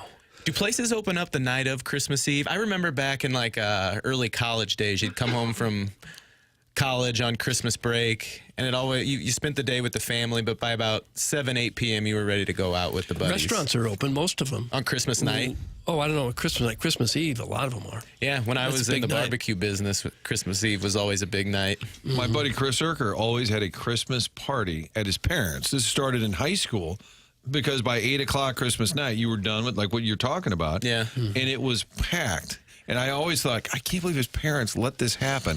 Just high school kids overrunning the house the day that they had kids and presents and just a family get-together. Then that night, there's kids just spilling Lowenbrow down their steps. You know? You kind of start to get stir-crazy Christmas afternoon and night. You've been at home behaving yourself for a couple days. Yeah. Swayze says, I'll make Doug essential. He'll make you essential. Now, what does that mean? I don't know. What could that possibly Did you say the hoes are laughing? Yep. Yeah. So the audience are a bunch of hoes. Yeah. Yeah. And she makes $40 million a year, is it now? Oh gosh, Bad Baby or whatever she's called. Yeah. Something like that. It's ridiculous. She just she had a really fancy exotic car in some bad crash. I don't think she was the one behind the wheel, but thoughts and prayers to Bad Baby. Headed to KG's O-Town, which I just learned the other day. I always thought it was KG in Oaktown, and I thought it was an Oakville reference. And I just learned off air that it was Overland. Oh, yeah. Back in my teaching at Rittner days. Go Rittner Huskies. Huskies. Yeah. Jerry Royce. And he was mentioned earlier on the show. We were talking about great St. Louis athletes. Oh, yeah. Look like Ed Begley Jr. He was a great pitcher. Mailman Rob is listening in Brainerd, Minnesota. Oh, up in the Iron Belt. Yeah. Trucker Toby here. Mrs. Randy. We love Randy, but thank you, Trucker Toby, texting the show. Love listening to you boys while I work for Anheuser-Busch Beer Distributor, pushing out the beer for your fellow listeners. Keep up the good work and happy holidays. Hey, nice thought there. Okay. From the 314. All right, let's break. I don't know if we've reached Bernie Federico yet. Poor guy is probably enjoying his day off. We do have JR. Is he in studio? That we don't know. It's fluid. Is this segment 8-1? This is 8-1. It'd be nice if Tim I was going to say, I miss Tim. Oh, yeah, I know you do. Munganess, St. Louis Acura, Munganess, Burkhardt, Alton, Toyota. That's Jamie Burkhardt. That's Peter Munganess. And then in the service department, that's Ryan Seiberg. If you are in the market for a new car or a pre-owned car, you can go online and go shopping right now at stlouisacura.com or altontoyota.com. Or you can call 314-252-0029. Or you can text 314-252-0029. It's Munganess, St. Louis Acura, Munganess, Burkhardt, Alton, Toyota. They go out of their way to be accessible to the TMA audience. So if you are a listener at TMA, if you are a longtime listener, you know that you are going to get great service from Munganess, St. Louis Acura, Munganess, Burkhardt, Alton, Toyota. Even if you get your car from there, get it serviced there with Ryan Seiberg. It's Munganess, St. Louis Acura, Munganess, Burkhardt, Alton, Toyota. Online at stlouisacura.com and altontoyota.com or call or text 314-252-0029. You mentioned the professions that are tuning into the show. How about a lawyer? Uncle Wally's plastic ear apparently is an attorney, Doug. I would not have guessed that. Yeah. I'm an attorney. I'll be working today. No one else is going to be in the office. I'm not going out of my way to get there before 9. Stay cute, fellas. Okay. I had an Uncle Wallace who had a plastic ear. That's where that name how it comes started. from. Yeah. Here's somebody said he killed his neighbor. That's what he's doing. Wow. That just Do we need to captured report that? It says kilt neighbor. Are we mandated reporters? Well, we're not essential, but I think No. that might be our civic duty. I didn't see nothing. No. Nothing. Did the person at McDonald's who snitched out on Luigi Mangione, I heard there was some debate on whether or not they were actually going to get the reward money. Why? You know anything about because No. they didn't call the tip line that was like advertised. They called some other police line. Oh, Lord. But so I feel like the government had a little loophole to not pay him the $60,000. But you would think that's a drop in the bucket. Yeah. I hadn't heard that. I didn't see that story. You want these? I mean, you want people to give you information like that, and if you tell them you're going to pay them and you don't. All right, here's a story. This is from Fortune magazine. Pretty prominent, right? Just the headline for you. McDonald's employee who called in Luigi Mangione's tip will only get $50,000 reward if there's a conviction, rules say. What? Oh. Now I got to pay to read the story, so I'm done with it. I read you the Well, that's headline. kind of BS. They did their job. Now it's on the prosecutor to do theirs. How could you not get a conviction on that? Yeah, I they think- got video of the guy doing it and a note found on his person saying he was going to do it. That could have been planted. And he stopped at the Not likely. Starbucks, stared right into the camera. Yeah. Robert Blake committed murder or attempt. Did he kill somebody, Robert I Blake think he did. Beretta? I And think they he found a list he had, and it said, like, buy rope, go to the hardware store, get can of gasoline, get shovel to dig grave. He I like to write things down. Maybe that's an example where you just wrote down a little too much. If you go to Home Depot and you buy the shovel and the rope and the trash bag and a little bit of acid and lime, you are going to jail. The person checks you out and says, have a great day. Like, name, phone number, credit card number. Okay, what do you need that lime for? And there's cameras everywhere. You look in some of the big stores, up at the ceiling where the cameras are, there's a camera every 15 feet. Yeah, they got every square inch of those places covered. Yeah, you couldn't get away with anything. You'd want to buy those supplies like one at a time, spread them out. You can't do it all at once. Federal and local rewards programs, like a tip line, operate with different rules. Both have wiggle room built in to offer multiple rewards of various amounts based on the result of those tips. This person, I mean, they deserve the money, right? Do we stand with the I would think McDonald's so, yeah. tipster? Mm-hmm. All right, what segment are we in now? Is this This is 8-1. We're in 8-1. Doug, we're behind already. Well, hopefully you're not behind on your taxes. And if you would, Mark Milton would step in there to help you battle the godforsaken taxman. If you have years of unfiled tax returns or tax liens, bank levies, or wage garnishments keeping you up at night, or maybe you're even facing IRS criminal investigation, heaven forbid. If so, you should contact STL Tax Lawyer Mark Milton at stltaxlawyer.com. Mark Milton at stltaxlawyer.com provide a local and holistic approach to tax resolution. Don't be sucked into the out-of-town tax resolution groups you hear about on TV and radio. You're wondering about his credentials. Why should I trust this guy? Well, how about this? Got his accounting degree from Illinois, #1 accounting program in the country. Law degree, St. Louis U. Started his legal career with the Department of Justice Tax Division in Washington, where he represented the IRS in tax cases throughout the country and even received the DOJ's Outstanding Trial Attorney Award. How about those credentials? Mark now helps individuals and small businesses solve their tax problems, and he can help you. If you have IRS troubles, contact Mark Milton at stltaxlawyer.com today, and you'll be saying, hey, I'm not guilty. I'm with Milty. Remember, the choice of a lawyer is an important decision and should not be based solely on advertisements. Doug Vaughn is here. Martin Kilcoyne, KG from O-Town. The chairman's running the board today. Jackson and Tim are out. A live edition of The Morning After. It's brought to you by Brown and Crouppen.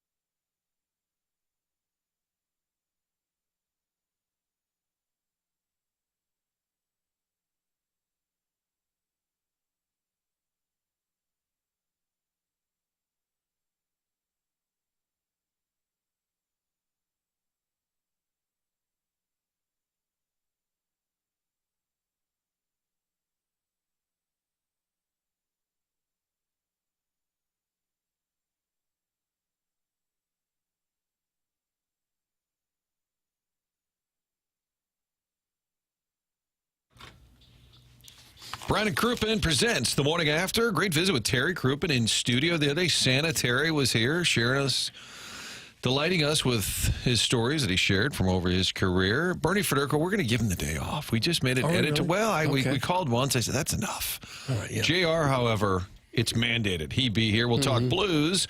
In the 9 o'clock hour, Blues have the Predators at home. Rare home game for the Blues. this stretch. They've been busy on the road. Got the nice 4-zip win Monday in Detroit. Is there a bounce now, Doug? A pre-Christmas bounce, perhaps, with that 4-zip win? The schedule will help. It gets a lot softer than it's been. It's been a rough ride, but now they are 7-4-3 with Jim Montgomery, and I offered this up on Tuesday, Doug. Do you look at that as they're 500? They've won 7 and lost 7. Or can I sell you on this? Of the 14 games, they only have 4 losses in regulation. Of the 14? Well, that's good. But I always thought if you're going to count an overtime win as a win, you ought to count an overtime loss as a loss. I know, but that's no fun. We're the home of the Blues. Okay. Well, let's not rethink do it that, fella. Okay. Blues currently 4 points out of a playoff spot. They've got a lot extra games played, though, however. Dallas Stars have 40 points. Blues have 36. But there's a long season to go, including the Winter Classic next Tuesday. New Year's Eve day, they'll be playing. They didn't want to go head-to-head, I think the league did, with the football playoff games on New Year's Day. Yeah, don't do that. Knock it out on New Year's Eve. We also broke down Pete Carroll's age, the Chiefs being the top seed. This is for the texters at Talk Sports. I'm recapping the fact that we covered a lot of sports. We also did a roll call on this December 26th. The 8:30 Recreator says, I'm at work at the hotel. I'm looking at a huge water leak on the softener. People are out there working. A lot of truckers listening. Trashman Steve in St. Peter's. Thanks for listening, Trashman Steve. Utility lineman working today along with every other day of the year. Trucker Nelly says, I'm out here trucking and listening to you bums. Oh. I kind of like that. Listening live this morning from Fort Myers, working as a superintendent for a GC. General contractor? Superintendent general, okay. Lady Construction is a cruel mistress. Had I read that part, I would have understood the GC. General contractor. Yes. There it is, Doug, talking sports. Giving Bernie Federico the day off. Covered a lot of ground. We gave you helpful tips for the holidays. Cousin Sam is one of my cousins. Loves college football. Does he? Loves Mizzou football. Studies it like crazy. Saw Cousin Sam on Christmas Eve. Thumbs down from him on Bo Perbula. He doesn't like it? He said, it's not a tremendous upgrade at all from Brady Cook. He said, you're going to be surprised. He said, he's great in the red zone as a running option. He said, you're going to be surprised. He said, I hope they have an open competition. It's the first detractor I've heard on this Bo Perbula signing from Cousin Sam's intense research. He does actually study college football closely. I saw some of the video of Perbula, and he does look like a really good runner, but looks like he short arms the ball when he throws it. Well, so now you're on board with Cousin Sam. So we're all doing cartwheels the other day. He says, not so fast, fella. Yeah, well, I'm not sure that he's not accurate or a good thrower, but it just looked like he really short armed the ball. I don't know how far he could throw it with that motion. Missouri, good football teams. Those college teams are good, huh? What are you going to do this year? I think pretty good stuff, huh? No, not a lot. Now, at the time, I think it was Barry Odom had just taken over, or Pinkel was on his way out. It wasn't exactly a glorious 2015. No. And then the Rams were about to leave or had just left. You would think that someone would brief him right before he went out. Said, you could talk about the Cardinals and everyone will love you. Leave everything else out. But it's probably hard to how about get those him football to play along. Why didn't he just say, how about your soccer teams, huh? And that could just cover a wide range. Out here delivering as well. That's from the War Gerbil, Doug. He's out there delivering. Okay. Bam, Gerbil. Yeah, that's another job that probably never stops. Amazon guys and the FedEx guys delivering just nonstop. Federal civil servant working for the people today. All right. We got a lot of folks out here from Sidearm Sam. I don't know if that's referencing Cousin Sam becoming Sidearm Sam. KG, you're a big football fan. Are you convinced Bo Perbula at $1.5 million is the starter? I think even Gabe DeArmond made the point the other day. Yeah, he gets the money. He doesn't get guaranteed anything. They'll go into camp. But I would think you're spending that kind of money. You hope to God that you got your next starting quarterback. I'd be shocked if Perbula wasn't starting next year. I had someone, a source I can't name, Doug. Name him. No. You'd both know him. Really? Initials, please. We're not doing that. But he told me not so fast, my friend, that he's been told that Sam Horn's going to get one heck of a look. Okay. Boy, I'd like to at least find out a little more about this Sam Horn before. Feels like he's now been there 10 years. I just don't. I mean, At that point, he wouldn't have played like a meaningful snap of football. But if they're paying somebody $1.5 million, they didn't pay him to come in and sit on the bench. Did you see the quarterback? He'll get every break. I think a guy transferring maybe from Tulane to Duke. I can't even recall his name off the top of my head, but I think he signed a $4 million deal. Gosh. Wild. And then Colorado and Dion are heading out to their bowl game in some luxury private jet. We thought the starting quarterback was big man on campus in a college before the NIL thing kicked in. Imagine what they are now when they got a $4 million contract in their back pocket. We've talked about it, but it's just crazy to think that not that long ago, if you bought a kid a chicken sandwich at the university center and got caught, you were in some trouble. You were a horrible person, too. That needed to be banned from all college athletics. And there were voices screaming about it. Rick Majerus would take on the NCAA, and he said when Andre Miller, his point guard at Utah, his mom died, and Majerus took him to lunch, and they got sanctioned for it. It was written up. Yeah. And the NCAA was just so stupid, and now they've lost all control. It's totally been a market correction, but to the extreme degrees that you've got a quarterback that nobody at Mizzou's ever seen play. He gets $1.5 million just to be the potential starter. I do think that the Sam Horn, Zollers is young, so he's probably not coming in and starting right away. But the Sam Horn thing, why not? I think the old days of the NCAA handing out suspensions all the time, it was probably like the IRS where they had lots of people on staff and they had to come up with something to justify their jobs. Yeah. So they would eventually find any little infraction they possibly could. Sam Horn must really love football to continue to do all this stuff when he's got the baseball thing there and can. I guess he throws in the. I don't follow Sam Horn's baseball, but does he throw in the 90s? I heard he did upper 90s. So, yeah. And if you got a chance to do that, I don't see the point of, Well, if you can be a starting quarterback in the NFL, you're going to make $50 million a year. That could be it. Remember Kyler Murray? That was the big debate. Should he go pro football or baseball? And then the guaranteed money in the NFL, he got one of those $200 million deals, I believe. We were talking at the family Christmas gathering yesterday about Brady Cook, and Martin, do you think Brady Cook gets an NFL look? I mean, maybe practice squad. I think street free agent gets invited to a camp. Yeah, there's always guys in camp. I think. Then maybe you get into a preseason game or two and you hope that you play well and somebody picks up on you. I mean, I don't see him getting drafted unless I'm crazy. No, I think he might have had a shot after last year if he'd left after last year. Yeah. But this year he threw so many balls that were wildly inaccurate. You can't do that as an NFL quarterback. Yeah. Accuracy is the number one thing for quarterbacks. It tops everything else. And if you're not accurate, you can't play at that level. And obviously one of the positive things about him is his ability to run the ball. But, I mean, what he did in the SEC, that won't work. He's not a Lamar Jackson type where he's going to be that fast and that mobile. I'd love it, but I think that boy is destined to wear the blue and silver. Don't say that boy. Well, he's the blue and silver of the Battlehawks. You mean the true son that went to Mizzou, you think becomes the Battlehawks quarterback? Yeah. That would be nice. That'd be a great marketing move for sure. Bring Cody Schrader back. Hell, fire Anthony Beck and bring in Drink. Stop it now. You're talking crazy.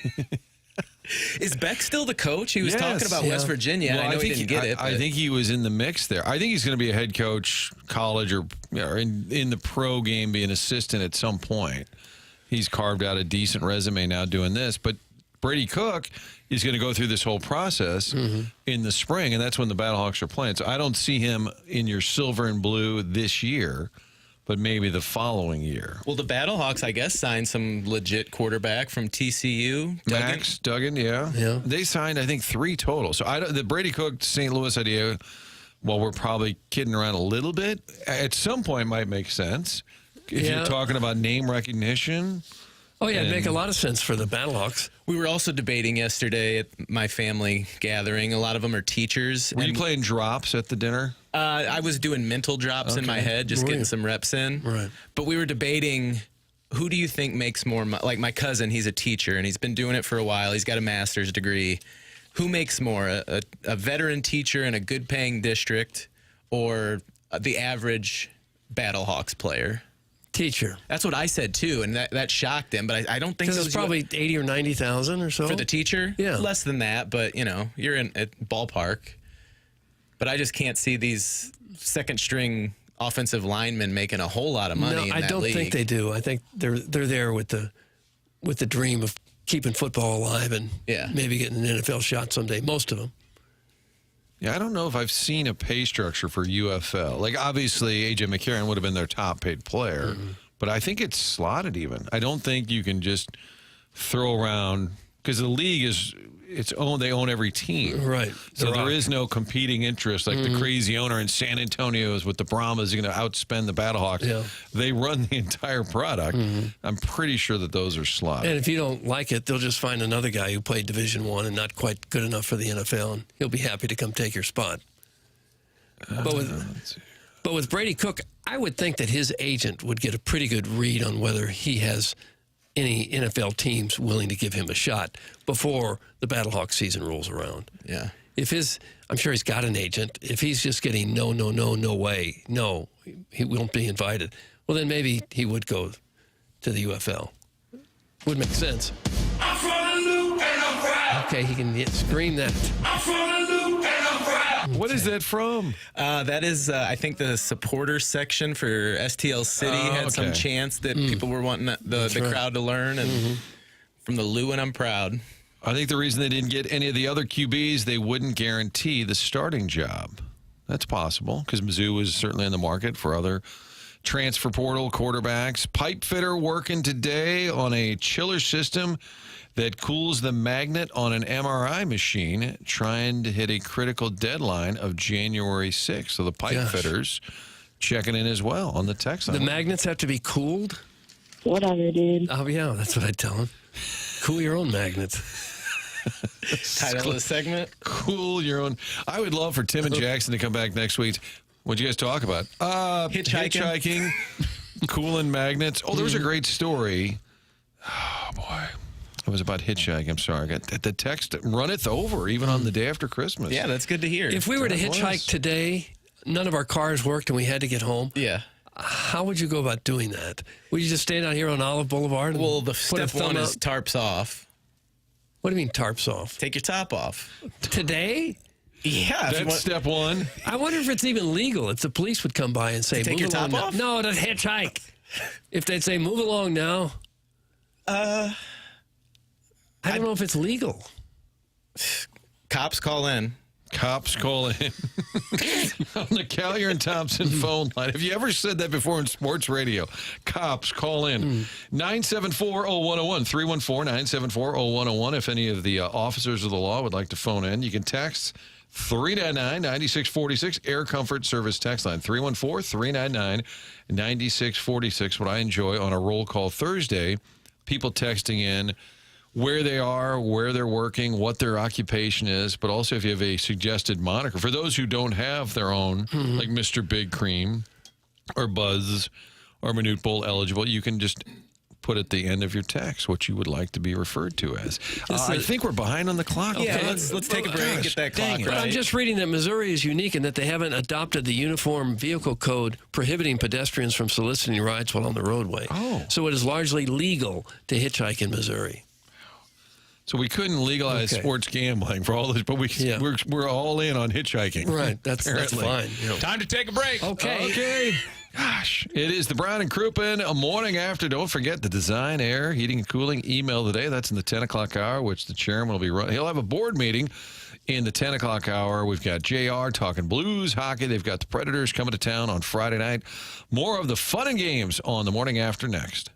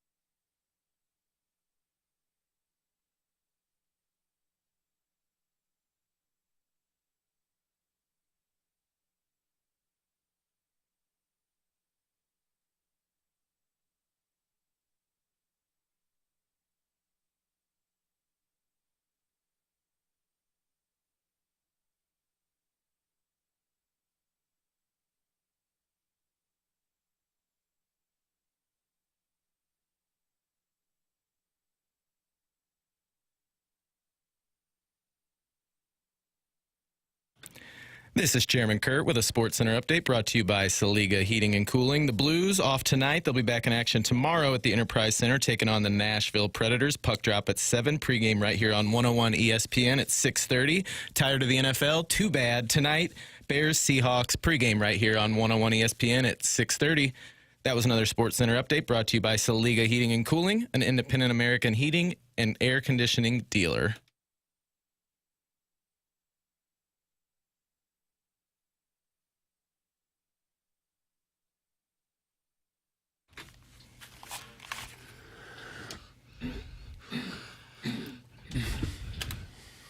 We'll take your hitchhiking calls, police officer calls.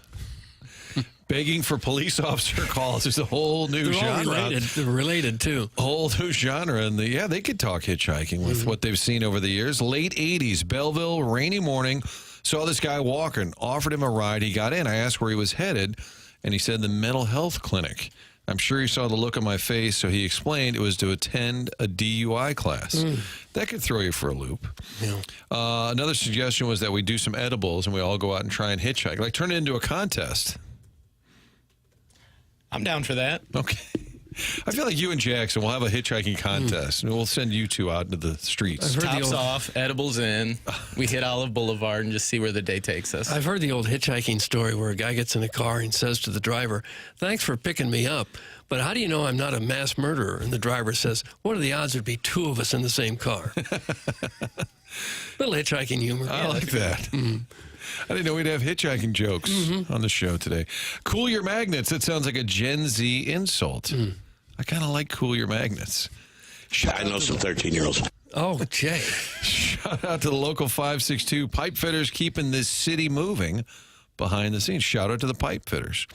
I'm a sales rep for a liquor distributor. I'm working today. Every holiday, I'm the man behind the curtain keeping the shelves stocked with libations. Cheers. From the 636. Yeah. Here's a guy who drove 45 minutes to Scott Air Force Base, got there, realized he left his lanyard at home. Now he's got to go back to get it.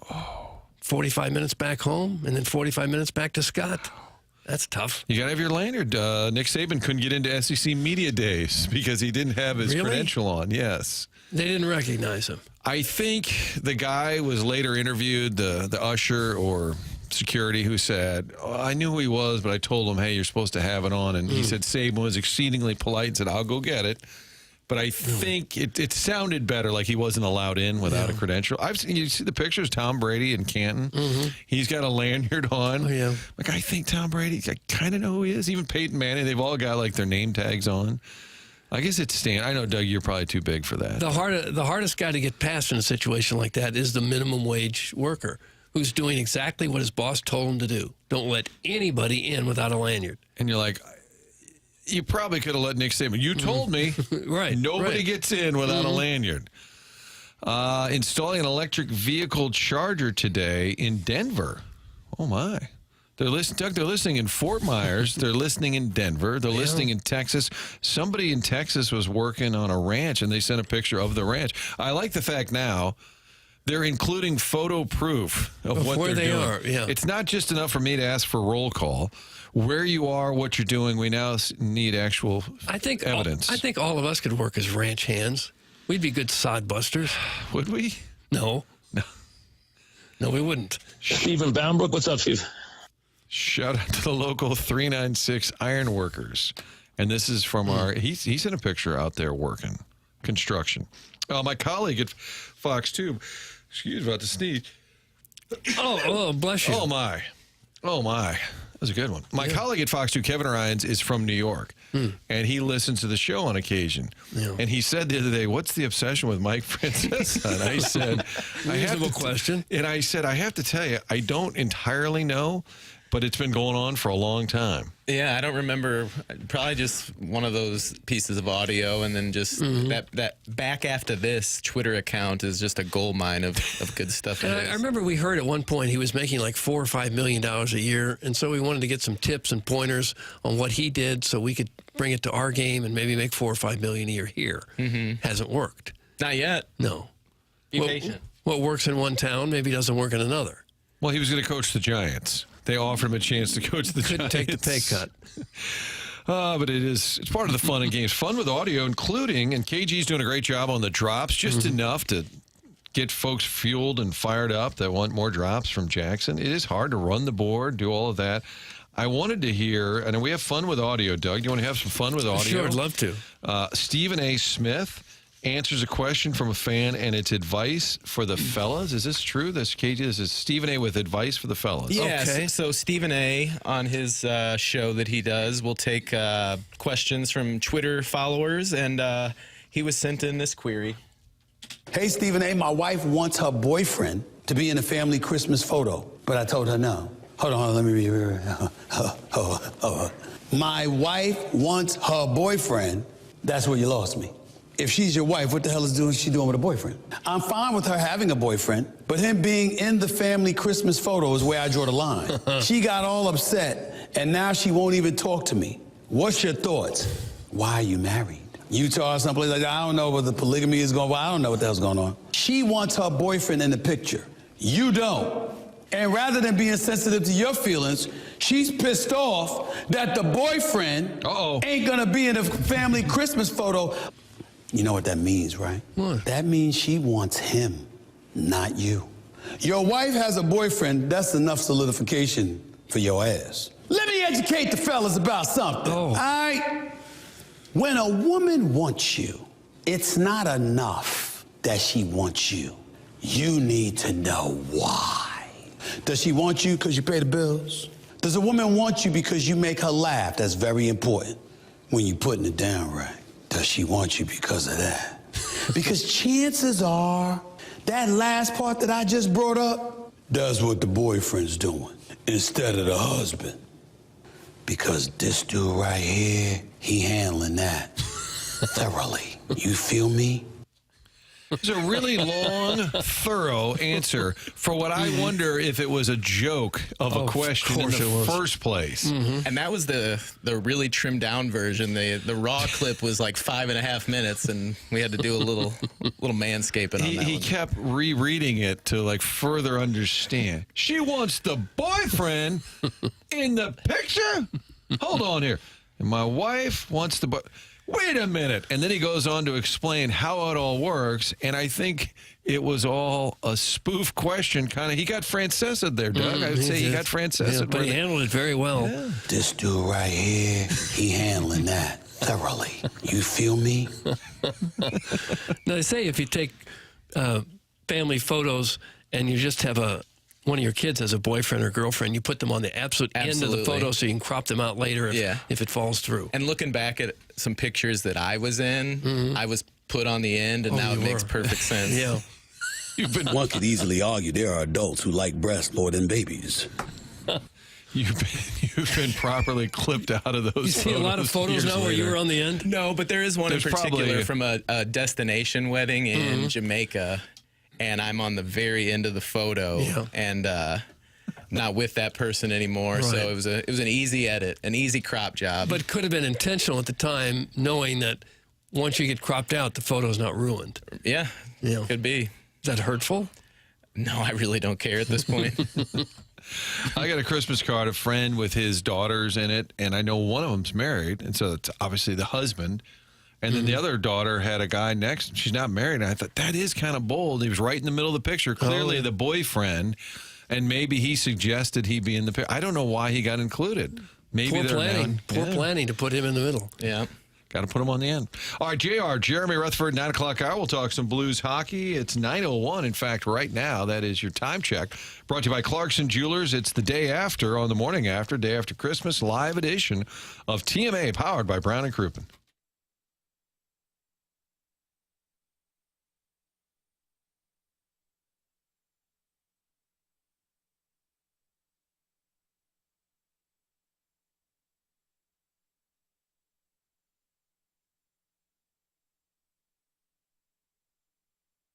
Still a few more days for you to enjoy Wild Lights. That's what's taking place at the St. Louis Zoo. A chance to enjoy the brilliant displays, over 1 million twinkling lights, festive menus, zoo attractions, kids' activities, all of this going on at the St. Louis Zoo through December 29th. And you can support the St. Louis Zoo this holiday season by gifting a zoo membership Together Credit Union, offering exclusive zoo membership for members who sign up for the St. Louis Zoo debit card. All Together Credit Union members with that zoo debit card will receive a sea lion plush toy plus exclusive membership perks, including parking, attraction tickets, discounts. All of this by simply signing up for the St. Louis Zoo debit card. It empowers you to give back. They're going to round up the change from your transactions, donating back to the zoo for mission projects like Wild Care Park. Enroll now, togethercu.org/zoo, or stop by any of the area 14 area Together Credit Union branches. Happy holidays from your friends at Together Credit Union, federally insured by NCUA.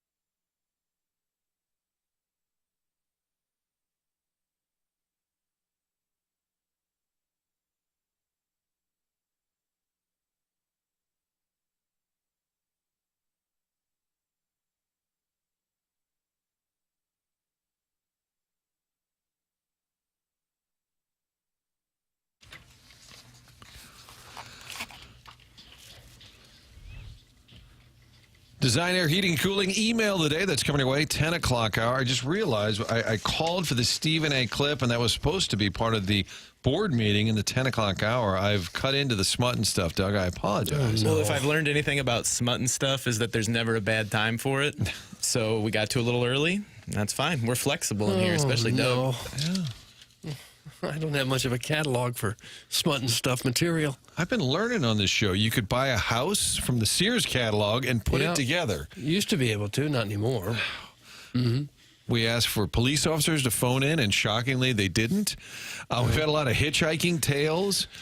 Also, it's being encouraged that we have a little hitchhiking competition. Maybe it's Jackson and KG when we're all back together. Mm-hmm. Won't be till after the first of the year, right? Oh, is that right? Yeah, because I'm out next week. Mm-hmm. You going somewhere fun? With the family, we're going up to the cabin in Wisconsin. We've been to many times over the years, tucked into the woods. It really is the middle of nowhere. The problem is I looked at the weather. It hasn't been snowing much. And the reason we go and the kids love it is all the snow. There's a little skiing around there. If it snows enough, you can go snowmobiling. But right now, I think it was going to be in the 30s and 40s, which for them is like summertime. How balmy. Yeah, that's not. You guys cool. often holiday in Wisconsin? We tend to. We've got friends up there. I went to Marquette, and a lot of guys are still in that area. When I was a kid, we lived there. But this is a college friend whose dad has this cabin. And it's like a small lodge. They have their own pond, lake. Oh, gosh. Large enough to get out and mess around in the summertime, of course. But it's Amish country, too. So every once in a while, you're back on these country roads, and you'll see a little buggy up ahead. I think they have the right of way. I always yield to the Amish when in doubt. I asked this question yesterday on the TMA fan page on Facebook. You can request to join. I'm not sure we'll let you, but it's there. How many of your friends from high school would you say that at this point in your life you still talk to on a regular basis? And for this, you can define regular basis however you'd like. High school? High school. Are you doing versus college or just in general? Just in general. How many? We gave options like 0, 1, 2 to 5, 5 or more. I'm in the 1 category. I basically have one person I went to high school with that I keep in touch with on any sort of regularity. And we were talking about that, and we kind of thought we were probably on the low end. And how many, Doug, from the Kirkwood class of 1953, how many people do you? 53. How many people do you keep in contact with? Really close on a regular basis, like once a week or so, it'd be 2 or 3. And on a yearly basis, maybe 7 or 8. I mean, maybe 10. You know, that probably dwindles as you get older. Oh, yeah. But, you know, I'm knocking on 40's door, and one person from Seckman is still kind of a mainstay in my life. Huh. As you get older, your friends tend to be the parents of your kids' friends. Yeah, some people commented that's your their kids social circle now. Your kids play on teams, and you spend 2 or 3 nights a week at soccer practice or baseball games, and you get to know all your neighbors. And that worries me a little bit because I've made pretty clear my stance on having children myself. No kids. And so it eliminates that friend group for you. Yeah, and you know, I've already noticed in my typical social circle all the ones that run out and have kids and start families, and obviously their time is taken up with that kind of stuff. Kind of falling off with them, but yeah, my social circle seems to shrink by the day. Maybe the hitchhiking circuit will pick up some of your friend groups. How did you guys meet? It was hitchhiking. For me, high school, I mean, a couple of guys I'm still friends with, but we never see each other, never talk about my college buddies I hear from all the time, like texting, calling, even though they're out of town, pretty regularly texting back and forth. And I remember on a college visit, it was Cousin John was at Marquette, and the college visit, they meet with the admissions team, and the guy said, I know you have all your high school buddies, but your college friends are the ones that you're going to stay in touch with the rest of your life. I don't think that's true for Cousin John. He's still tight with all of his high school friends, but for me, it was more college. Did you guys do your high school reunions over the years? I don't think I've been in a while. I think I went to my 15th. I helped plan the 10, and it was such a hassle. What was it a tribute to your athletic career as part of the docket? No, I was also, in addition to being just a scholar athlete, I was also senior. You were a scholar? Yeah, honor society. And really? Yeah. I forgot what I was saying there. Well, that doesn't go very well with the scholarly. You asked if we went to our reunions, and you said you helped plan yours. I was vice president, so I got to. I planned the reunion. We rented out a place where we had all you could eat, all you could drink. Sand volleyball courts were open. Had a good time, but you just can't please that many people. And I said I would never plan them again. So the 20 just recently went by. I did not attend that. Why not? Still shook by the 10th. You should have. Go to those things. It's fun. Yeah, I don't know. I've gone to all mine that I could. I might catch. Do they do 25, or is the next one third? Do they do them in that sort of increment? Should be every 5.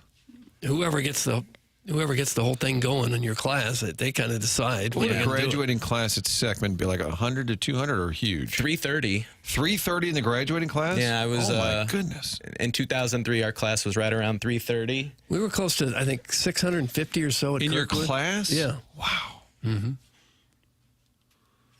Yep. That explains it. Well, how big was your high school? I was CBC, class of 86. I think we had 200 kids, something like that, which seemed like a lot. Well, that'd be 400 if you went to a co-ed school. Yeah. If KG needs more friends, he can join my bowling league. That's how from about the that? 636. He just got an offer to join a bowling league. I'm a poor bowler. I could come and hang out, though. You're kind of zeroed in on this hitchhiking support group. Yeah.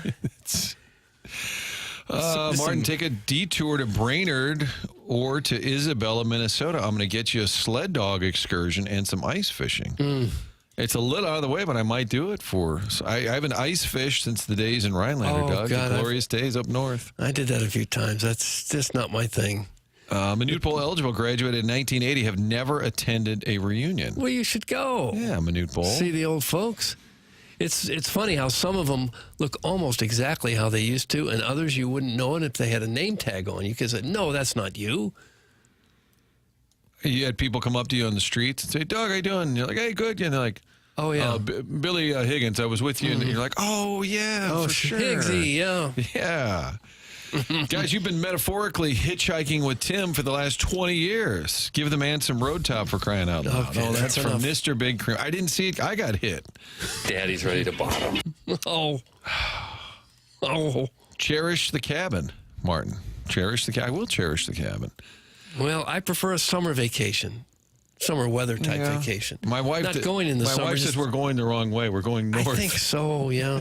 A giant glob right into my right eye. An enormous glob into my right eye. Oh. Late to the party here.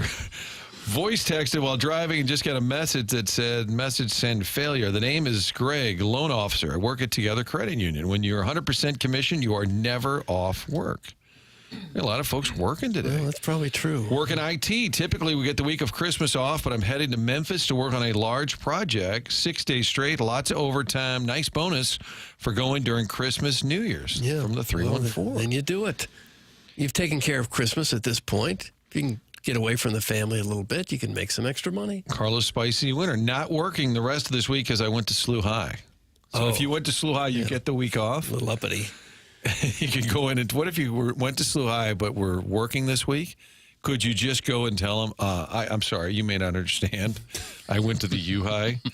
You know who the best of radio is? No. Tim. By the way, Mike Lee has resurfaced as a caller to the Fox 2 Sports Department after like 5 years. Lucky you. And I said, Mike, where have you been? He said, hey, you tell Tim I'm mad at the Blues. I said, I did the other day. Hey, did you tell Tim? I said, I want to know where were you? He stopped calling for 5 years. The Boomers are on one today. Bless you, KG. Mr. Siders knows you're dealing with the olds over here. I'm loving this. I kind of feel I'm not going to. No, I'm going to stop what I was going to say. You're starting to get cocky over there, weren't you? Not cocky, but things have been good today. Okay. Oh, you don't want to jinx it. Right. Yeah. But I was thinking last night, I've gotten to know you pretty well. I've been around for a couple years now. You and I have started to get to know each other a little more over the last month and a half. But I was just thinking, it is absolutely wild to me that tomorrow I'm going in and doing a show with these guys that I watched on TV forever, kind of gotten to know a little bit. I'm as grateful as I could be. Oh, This is just incredible. Oh. And how do we treat you in response to your gratefulness? We told you to go outside and hitchhike. That was our response to you. To do with him. Checking in from beautiful Lake St. Louis from the 314. Oh, okay. Accountant rotting in the office doing accounting stuff. That'd be a good handle, rotting in the office. Our friend who's out there working on the ranch in West Texas just said taking applications. So if you need friends, we got a bowling league. For ranch work? Yeah. He just said she said I'm taking applications. We'd have to learn how to punch doggies? Yes. Out on the ranch. After all these Taylor Sheridan shows, I think everybody wants to be a rancher. Well, is JR here? I saw you waving. Yes, he's actually in the building. Oh, nice. Wow. Okay. Well, we got a lot to get. You guys are outnumbered. We got 50% Jeffco in here. I don't think we're outnumbered. I think that's even. Oh, yeah. Math wasn't my strong suited segment. I thought Jackson was the you one were an who was, honor student. Hold on. You were a scholar athlete. He just said we've got you outnumbered 2-2. Outgirthed. We've got you okay. outgirthed. Oh, gosh. All right. We'll give you that. It is TMA brought to you by Brown and Crouppen.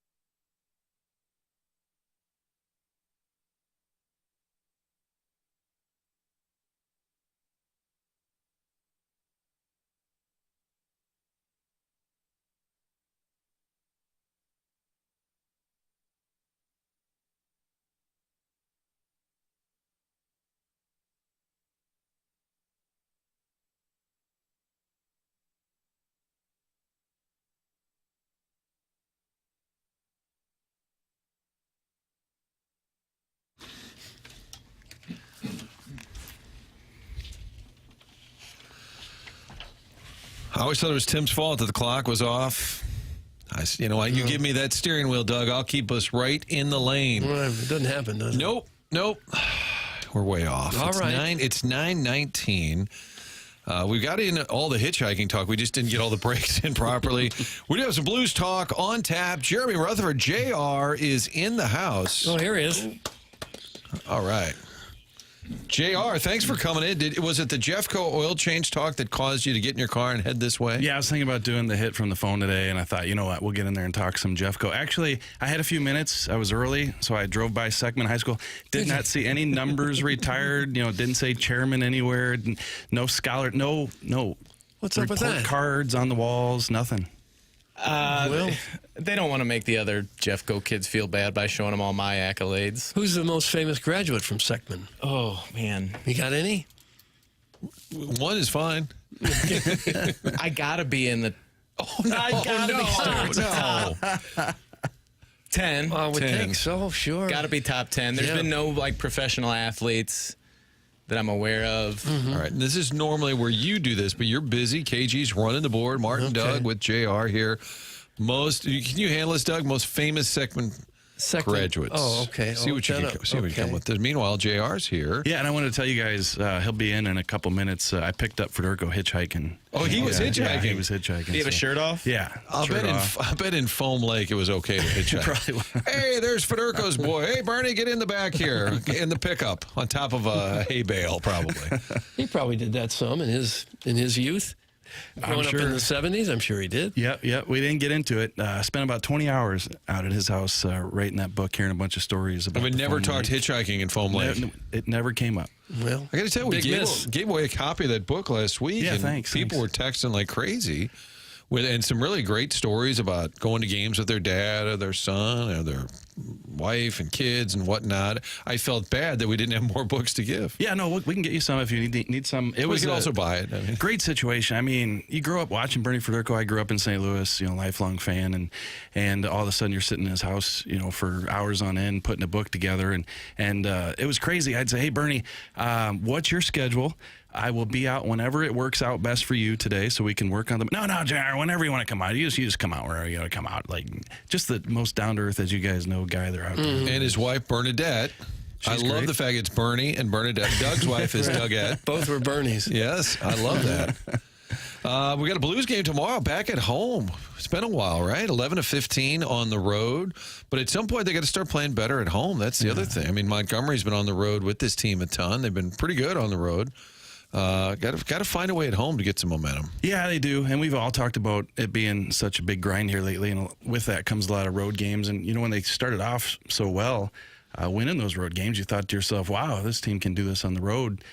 It can do it at home and really get back into this thing. But the home wins haven't really come. But I think this reset will be good. The 3 days off. Montgomery said the other day that this is a team that hadn't slept in its own bed 4 nights in a row, but finally got the chance to do that. So now a few more.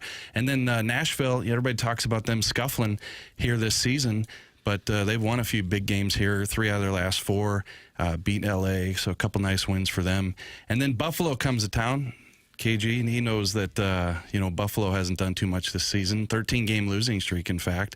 They just ended that the other day, 7-1 win over the Islanders, so they'll come in on Sunday. So, you got one opponent coming in playing pretty well, Nashville, and Buffalo not so hot. Pat LaFontaine still on that club? Did he go to Seckman? He would be the most famous Seckman graduate. I think he was Fox. Was he Fox? He was neither. Did he go to Kirkwood, Doug? No, he played at Kirkwood. He left when he was like 5, right? Yeah, like 1 year of kindergarten hockey. We can claim him. Seckman didn't, I think the first graduating class was either 99 or 2000, so it wasn't like there was just decades of people prior to me, but no, I don't think there's been many people that have done what I've done since me. Friend of the show, Jim Powers, high school analyst guru, said famous Seckman grad would be Cole Rubel, one of the best running backs in the history of St. Louis high school sports. Oh, really? How about that one, KG? Yeah. I had heard he played the QB position, right, at Seckman, but then went on to college to play. Who? Rubel? That I don't know. Somebody told me the other day that Seckman had kind of turned around their football because it was kind of a joke back in the early part of at the turn of the century. But I think they played Jackson. They were right there, going to maybe play Kirkwood if they could get by somebody in that sectional. Way to pay attention. It sounds like you're up on it. It's Really, cool that you really? really tore up in the... We were going to play somebody after they beat somebody, and if we won that, we would have played somebody else. They haven't had me back to do any speaking engagements or anything, so I'm a little bitter after Well, all you do I have us did. outnumbered. Jeffco's got us outnumbered, Doug, 2-on-2. I will tell you, the thing that I'm probably most famous for at Seckman. What? Famous for?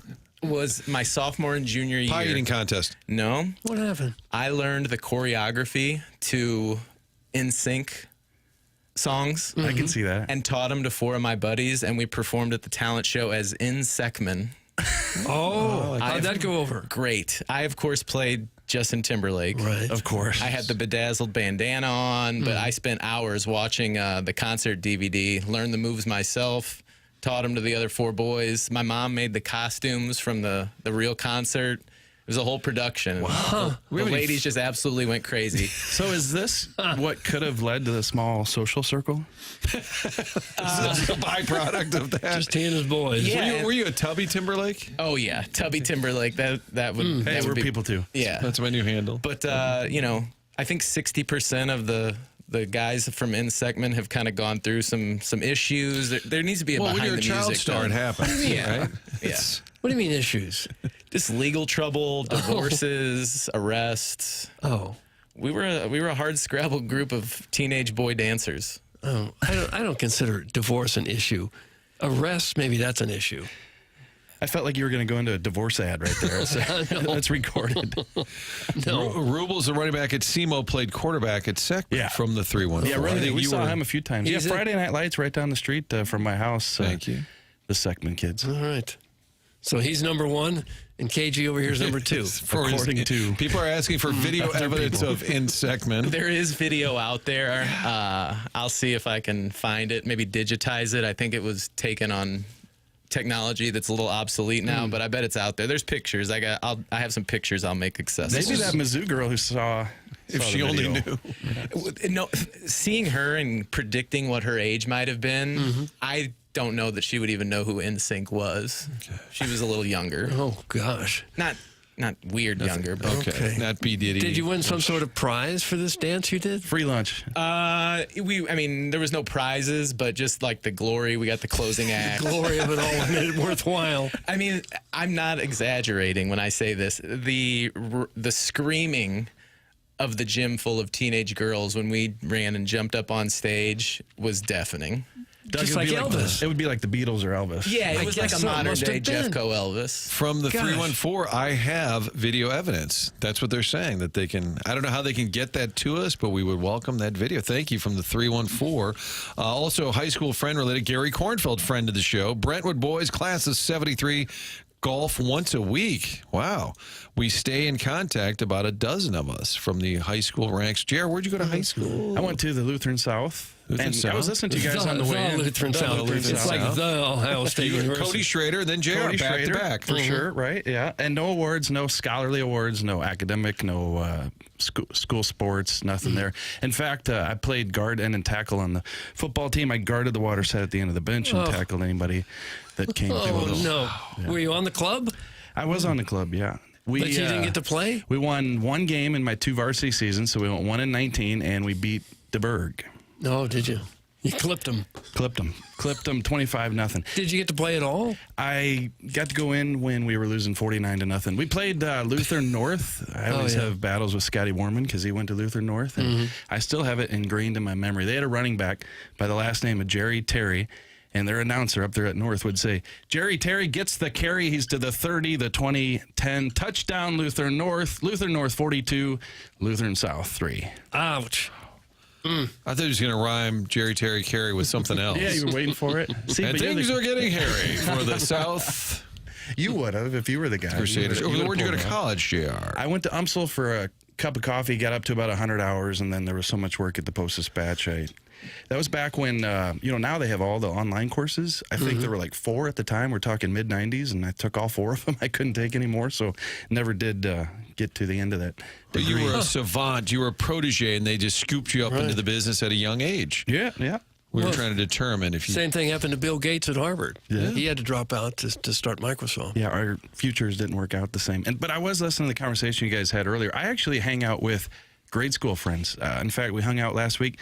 Guys that, I met in third grade, probably stayed with them until about eighth grade, went to different high schools. I hang out with those guys more than I do with the high school fellows. Believe it or not, we're way off in our timing. I think we're in segment 4-3A. This is actually the 7 o'clock hour. No, it's actually 9:29. Our clock means nothing to you folks at home. That time check brought to you by Clarkson Jewelers. What we'll do, though, is we'll take a break.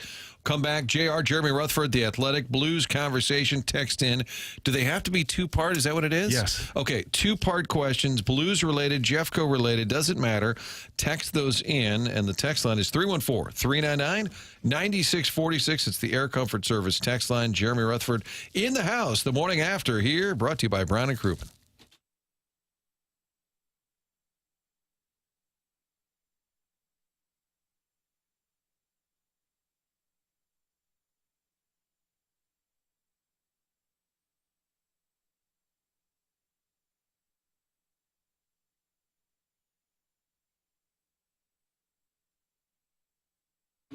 Let's talk about our friends at Auto Loan Pro. Friend of the show, Robert Thomas, does the TV commercials, also featured prominently on the website, autoloanpro.com. And the story there is people buying cars and aren't sure what kind of car they can afford. You can do it with little money down. They're going to make sure to get you the best rate.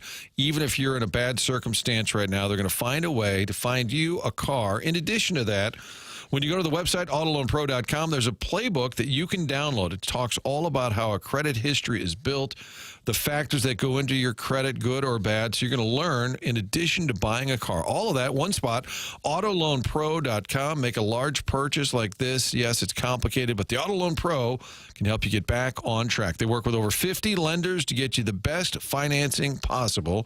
There's only one thing to know. Choose the Auto Loan Pro, autoloanpro.com. Get online, download the playbook, get educated, and get a new car. It is autoloanpro.com. Auto Loan Pro is part of the Lita family.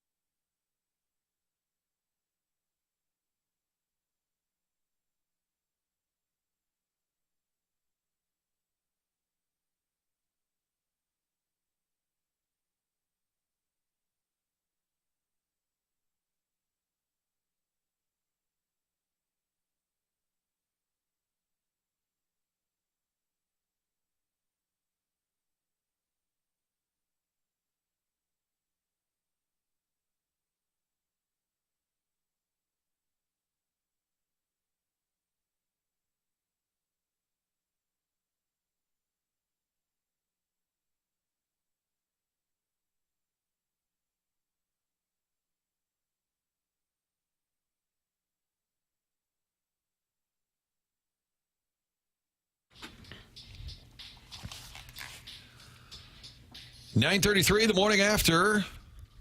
Tim, Jackson, on vacation together, I believe, Doug. They're vacationing I believe together. so. Yeah, they usually travel together. Doug Vaughn is here, the Iron Horse. KG running the show. We're not allowed to talk about it, JR, because it's kind of like a no-hitter. You know, but he's having a great day at the board. I blew the perfect game last segment. That's all right. It happens. Jeremy Rutherford taking two-part questions. Is there a backstory to that? Were you always taking, or did it just sort of become a thing? Did you encourage the two-part? You know, and on that show, KG could probably tell us. I think maybe, Doug, you could tell us, too, were there other people that took the two-parters? I thought that was kind of a TMA thing, the two-part questions, but... I think that started when we had Lisa Ann as our fantasy football expert. Yep, you're spot on there, Doug. And people would ask her football questions and then maybe something that was kind of naughty at the end. Yeah. And so now it's carried over to many of our guests. Yeah, so Martin, the first hit I ever did with TMA, I remember that I was up at 6 a.m. in a Seattle hotel, went down to the lobby to do the hit with these guys, and they called me. And they introduced me, and then they talked for about 7 minutes before they ever got to a question. I'm pacing this hotel in Seattle. And then, but yeah, the two-parters. First one, usually a Blues legit question, wouldn't you say, Doug, sometimes? But then the second one kind of gets off the rails. This might be the longest I've ever been a guest on the show and not spoken. All right, let's see. God, there's so many to run through here. JR, two-part question with Joel Goler. I guess talking about Hofer playing so well. If the Blues are out of it at the deadline, could Binner be tossed around as a trade piece? Secondly, who's the best tendy to come out of Jeffco? Best to come out of Jeffco. Best goaltender? You take them in either order. So first they went with the goaler, now they're going with the tendy, so we get the two nicknames. Any scenario where Binner could be trade bait? I don't see it. So he's got a couple years left on the contract. Doug wants to be competitive, and you got a great goalie tandem with Binnington and Joel Hofer. So I don't see it. I think they would be considering like a step back in terms of we're going to rebuild if they're moving out Binnington, even though Hofer's definitely qualified to be a good goaltender in this league. So I just don't see that. Sekman goalie, Chairman, what do you think? Paid attention to Best that Sekman team a lot? No, and I think when I was there, hockey was a club team. It wasn't like necessarily sanctioned by Misha or something like that. Yeah, always has been. And I didn't play, didn't have any friends that played, so I'm clueless on this topic. You think Hofer is good enough to be a number one now? To play at Sekman, yeah, he could be. I don't mean to play at Sekman. I mean the NHL. The NHL. Yeah. At this point, is Joel Hofer good enough to play Sekman? I think you could have Joel Hofer. Teams around the league would love to have Joel Hofer as their number one. That's probably the best way to say it. Yeah. Do the Blues want to do it? No, you want a tandem, especially the way that NHL teams run their goalies these days. I think he's emerging, though, is he not? Like, as his stock even around the league? Yeah, for sure. The big question is, Marty, he's a restricted free agent, so he's going to be due a contract. Is he a guy that you give some term to, or is he a guy they do one of these bridge deals? But to play at Sekman, he'd have to come up with a couple $1,000s. Can his parents do that? I don't know if they can, and I don't know if he can with this $900,000 entry-level contract he has. It'd be a push. Struggle. What rink does Sekman play their home games at? I believe they are Shark at Tank? I think they play at the Shark Tank, and then also I think they play a lot at Kennedy. Yeah. Frustrated Blackhawks fan in St. Louis. Two-part question. What have been the major missteps in the Hawks rebuild, and what is JR's favorite Blackhawks Blues memory from the 3-1-4? It's actually a real double-part question. That's a two-parter with two legit ones, yeah. Well, I think with the Blackhawks, it just hasn't come together. You know, I think when you do, and this is what Doug Armstrong's talking about, when you strip it down, you just never know. It could be 5, 6, 7, 8 years, and that's what it's become with the Blackhawks. You know, granted, they got Bedard, and it'll be a situation in a couple of years where he'll be tearing it up, and everybody says that was the way to go, the rebuild. But look what they're going through in the meantime. I just think they've brought in a bunch of parts, and it hasn't come together. And then the best Blues Blackhawks story, I actually had a section on this, a chapter on this in my Blues book. I talked to some of the law enforcement, which, have anybody called in today? They have not. Law This is the only sports radio show in America asking the police to call in. I think they had a little substation, or at least a place back at the old arena where the cops used to gather. And Jimmy Mayer could answer these questions. He could answer all these, yeah. And what I was told is that, now remember all these Blues, Blackhawks brawls, all the fights on the ice, the players on their way out of the arena would stop by the substation and sit down and talk with the cops and ask them to tell them about the fights that the fans had in the seats. Jared, do you think Army's going to acquire a number 2 center this year for the young guys, or just wait for the young guys to come up? Question number 2, have you ever seen Dougie get his diaper changed at the changing table asking for a friend? Thanks. We don't need that. We don't need that noise. I don't think they'd go out and get a number 2 center. I mean, that'd be like going out and get a Timberlake dancer when you've already got one in the room. They've already got one in the room with Dvorsky. So I think it's just a matter of when he's going to get here. And just the one time, Doug probably doesn't remember it, but I did see the diaper changed on the changing For station. heaven's sakes. Call your shot today. Will this Blues team make the playoffs? Boy, Carlos Spicy Wiener would like a prediction there. Do you want to answer, and then I'll go on to part 2? Maybe? Well, my bold prediction at the beginning of the season was that they'd make the playoffs, but then you lose a Broberg for 12 games. You lose a Thomas. Now you have the coaching change, which has kind of turned things around in terms of the positive. I think there's a chance. The only thing is there's a lot of ground to make up. I mean, you got some teams to jump, but you look at the standings, 4 or 5 points out from the wild card, and you're still here in December, so there's a chance. Yeah, right now they're 4 points out, but Dallas has 3 games in hand. Yep, this time of year there's always a games in hand situation. But if they, hit the reset here, like I said, come back, see how they play, get into the new year, I think it's definitely some ground that they can make up. Part 2, my wife's side of the family is from Jeffco. Do I need to get my son checked for any potential issues that could have arisen from the multiple prior generations of inbreeding? That's part 2. Yeah, are they related? Even though probably related. There's a lot of inbreeding. There is? In Jeffco. Clip that. No, there's not. At least that I wouldn't think so, because there's plenty of people to go around. Yeah. You don't have to marry a cousin or anything. Candidate from Jefferson County. Well, let's put it this way. I think when you go to events, a lot of people are dating people or married to people. They grew up in the same circle. Yeah. JR, longtime texter, first-time listener. What do you think the key to turning around the 5th worst power play is, aside from the crowd screaming, shoot? It always helps when the crowd screams. Just keep doing that. Steve Ott asked me to tell everybody, if you could just tell these guys to shoot, we think we can get this thing turned around. So. They are moving Tomer, right? Oh, you wrote a big piece about Robert Thomas. Yeah, but to your point about the power play, they did. They moved him down low to the left of the net, and I think Montgomery was doing an interview the other night and gave Steve Ott credit for that. I appreciated that, because they said, tell us about the guys. I wish I could take credit. It was Otter's idea. Yeah. And has it worked yet? No, they haven't gotten the power play going, obviously. Just a couple games since that change, maybe just one. But so Robert Thomas down low, and it just looks like it could create and open up some more for the Blues on the power play. So we'll see on that. But, touched on Robert Thomas. We did a story on him a couple days ago. I spent 3 hours at his folks' house up in Toronto last year and finally got the piece out. Only took a year. And just a lot of fun stories with Robert Thomas growing up. What motivated him? How did we always talk about Marty? I said this the other day. I made the comparison. Maybe it's worse to do it in front of the 2 sports guys here. But Cusimano, what's he do? He always, Marty, what's he do? No hedging, and he does. I want to. What makes him tick? What makes him tick? Does it usually take you a year or so to write an article? Usually a couple years. Yeah.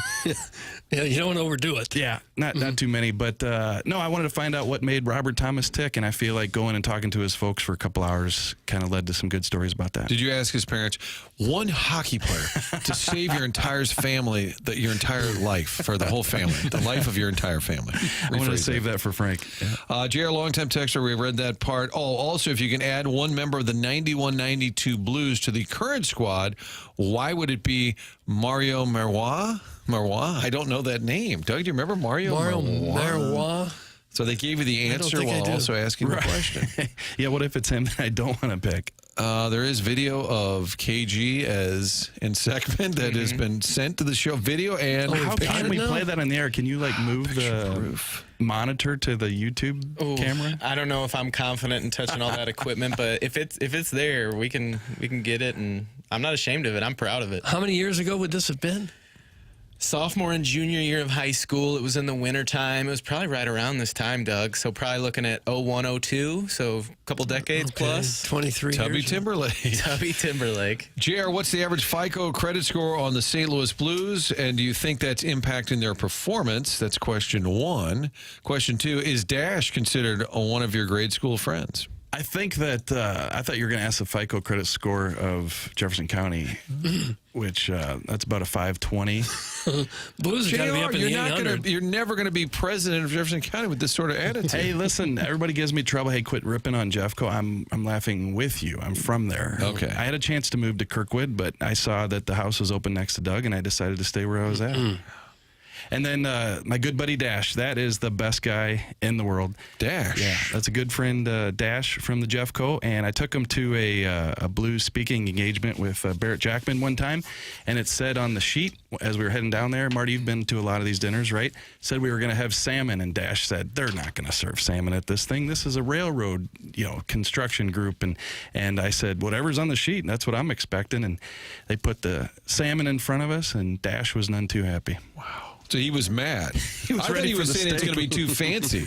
He was ready for the steak. JR, if the Predators keep tanking, and you mentioned that they're playing better, would they move O'Reilly? Also, if the Blues aren't interested in O'Reilly, would they be interested in the Thrashers center, Ray Ferraro, Al in Dadeville? Could O'Reilly be on the move? I guess. I suppose, but but not here. The Predators could go any direction.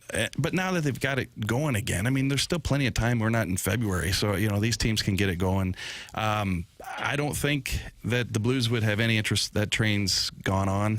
Yeah. I think they might have had some interest after he went to Toronto, but he might have wanted more than they were thinking at that point. And I think it was good for the Blues to move on and promote Thomas, and he's your number one guy. So O'Reilly's 33 now. Yeah, if you're trying to get younger and look down the road, probably not the type of guy it doesn't you're mesh with for. anything that Doug's done, in terms of the forwards. Speaking of Hofer and his value, how does it stack up compared to Husso's value prior to the season before he left? That's an interesting comp, I guess.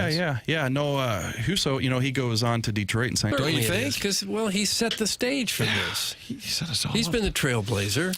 He showed us how not to handle the clock. Guys, cannot call in at the moment, but I enjoy texting in. Sincerely, St. Louis Metropolitan Police Department. So somebody speaking for the entire SLM PD. It's good to have those guys on our side, though. Mm-hmm. I saw another hitchhiking joke.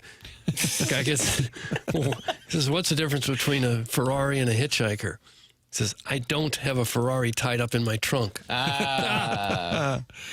We'll take your hitchhiking jokes and calls from police officers. We're getting the clock back on track. It's the morning after, live on the day after Christmas. It's here, brought to you on 101 ESPN by Brown and Crouppen.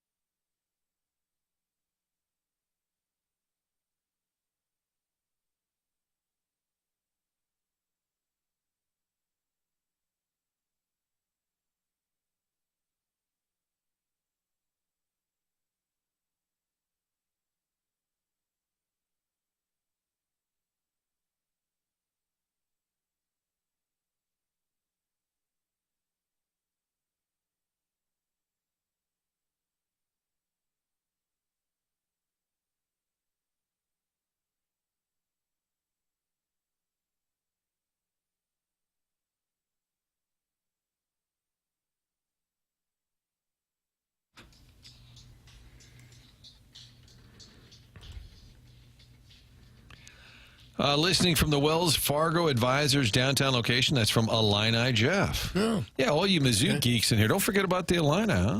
Got that bragging rights win over the weekend. They're going to the Citrus Bowl. Music City Bowl. Doug will be out Monday because he'll be down in Nashville taking the whole family to the Music City Bowl. Mm-hmm. Very interested in that game. Okay. That's coming up on Monday. Brady Cook's farewell. By the way, he is third. We were talking about Mizzou quarterbacks earlier with Bo Prabula's addition. Brady Cook's going to go over 9,000 yards passing. He's already third all-time Missouri passing leader yardage.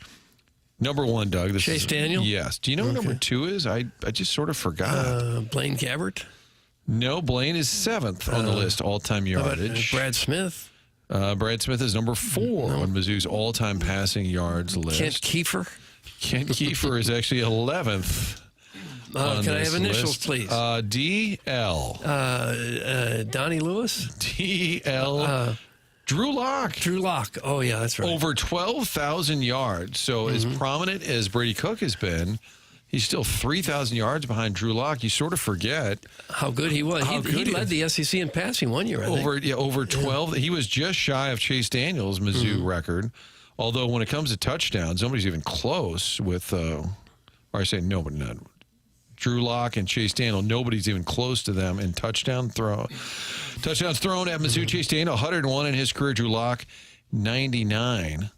And then after that, it drops off. Brad Smith, 56. Brady Cook, 48. Anyway, you get the idea, Doug, but I forgot that Drew Lock was as prolific. That's why he's in the NFL. Right. And still cashing checks. He has all the measurables you could possibly want for an NFL quarterback. He's got the size, speed, athleticism. He can throw the ball 70 yards in the air. It's just something separates the guys who make it big and the guys who just kind of struggle while they're there. And I think that's probably the mental part of the game. Because when you watch the really good quarterbacks, they always seem to find the open receiver. They're able to read that defense real quickly and know who's going to be open. Like when you watch Kurt Warner play in his prime and Peyton Manning and some of these guys that really tear it up, there always seems to be a guy wide open. And there probably is on every play. There's somebody to throw to. But a lot of quarterbacks can't figure out who that's going to be until it's too late. I've been fascinated with Brady's career arc just from going to a guy that wanted to be there so bad, tried to chase him out of town, and just, then became the hero, and then he was the bad guy again at the beginning of this year, and then when he came back from the hospital in that Auburn game, that kid he went through it, man, from start to finish. He had a heck of a career. Yeah. And he'd love to go out on top. I talked to him at the MAC last week, those Jack Buck Sports Awards, and he said, we want to finish with a win. And it does, 10-3 does sound way different than 9-4. It's one digit, but a 10-win season, even though it doesn't mean anything, you're not in the college football playoff, you walk away 10-3 versus 9-4. Yeah. I do think that sounds incredible. And that's how far Mizzou football has come, and we're kind of disappointed that they might only be 10-3 with a bowl win. When there was many, many years there where they weren't even in the picture for anything close to that. Did you guys see James Franklin, the QB, is coming back to play at West Virginia? Not the former Mizzou quarterback. He's on that list, by the way. He'd be mid-30s at this point, wouldn't he? Oh, I think at least. He was another guy that did a lot of good things. I think he was underappreciated in his run as quarterback there. He was kind of in an era, too. Did he come right after Gabbert? Yeah, I think until so. He got nicked a little bit because he wasn't, pro type like Gabbert. He is 5th all-time in Mizzou passing yardage. Jeff Handy is 6th, Doug. Going back to Bob Stoll here. Phil Bradley's on the list. Marlon Adler. Connor Bazelak is 10th all-time in Mizzou in passing yardage. It just shows. That's the most surprising thing on the list. What, did they have 2 years where he was a quarterback? I don't know. Well, it used to be more of a running game than it is now. College football, especially, even more than the NFL. College football used to be run, run, run. Those Oklahoma and Nebraska teams that were so good, that's all they did was run.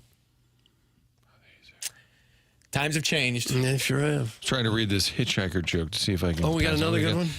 Well, I'm trying to see if it's appropriate, Doug, for the audience. It's a hitchhiker joke from Collinsville. Kevin had his golfing gear on the back seat. The Irish hitchhiker girl picked up something and said, "What are these?"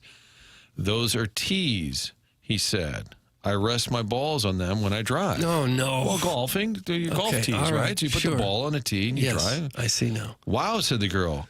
What will those car makers think of next? There it is. Hitchhiking humor that you didn't know you needed here on the morning after. It's 10 o'clock. That time check's brought to you by Clarkson Jewelers. We're going to talk to Dan Kelly, hockey announcer who's got Big Ten hockey coming up at Wrigley Field. I'm guessing they do this whole hockey layout for the NHL, and they thought, let's do some Big Ten hockey there as well. So we'll talk to Dan Kelly. Other side of the break, it's also the chairman's board meeting, 10 o'clock hour. Text in throughout it, 399-9646. It's the Air Comfort Service text line. Be a part of the show here on 101 ESPN.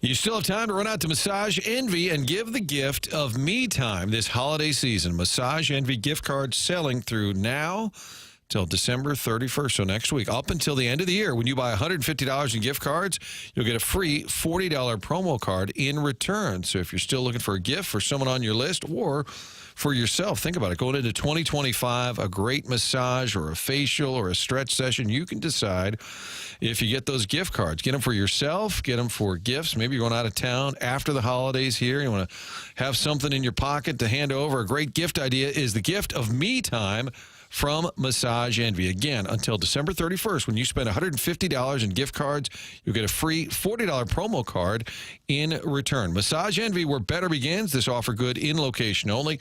Not available online. Terms do apply. See franchise locations for details. It's Massage Envy. What a great deal. $150 in gift cards and then get $40 in return. Massage Envy, delivering me time.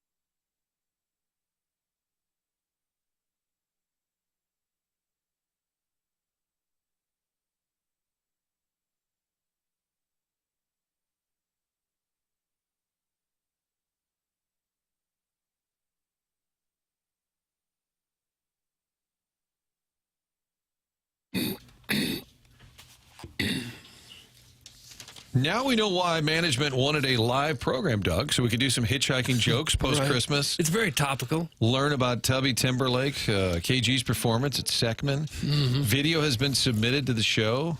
of in Seckman. A lot of these are topics that just couldn't wait. They couldn't wait till the new year.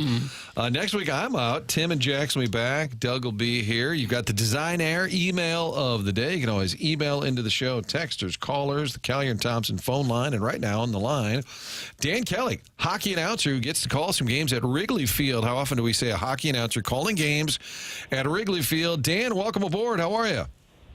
I'm doing great. It's an honor to be on the dossier today with you guys. Big fan of the show. Doug, he's aware of the dossier. Well, I guess he is on the dossier, yeah. We can maybe send you a copy of it for a signed copy with your name on the dossier. Big thrill for you, I'm sure. Dan, we know about the Winter Classic. It sounds like the Big Ten and some of the premier hockey programs, I guess it makes sense once they set it up to also do some college hockey on that rink. Yeah, they're calling it the Frozen Confines, the Big Ten Hockey Series, January 3rd and 4th. And it's just amazing. You know, I've had an opportunity to do a lot of outdoor games thanks to college hockey, but they're all at football stadiums. To do one at baseball stadium is going to be truly unique. And just, I mean, Wrigley Field's been around since 1916. And, you know, to watch college hockey is going to be unique. Chicago knows how to put on a show. Despite the Blackhawks struggles, you're going to see Connor Bedard on New Year's Eve, you know, versus the Blues, and shifting back to the Blues game. I see ticket prices, just talking to my family, coming down on the secondary market a little bit. Those games are so expensive. You don't go to the outdoor hockey game for the sidelines. It's an event.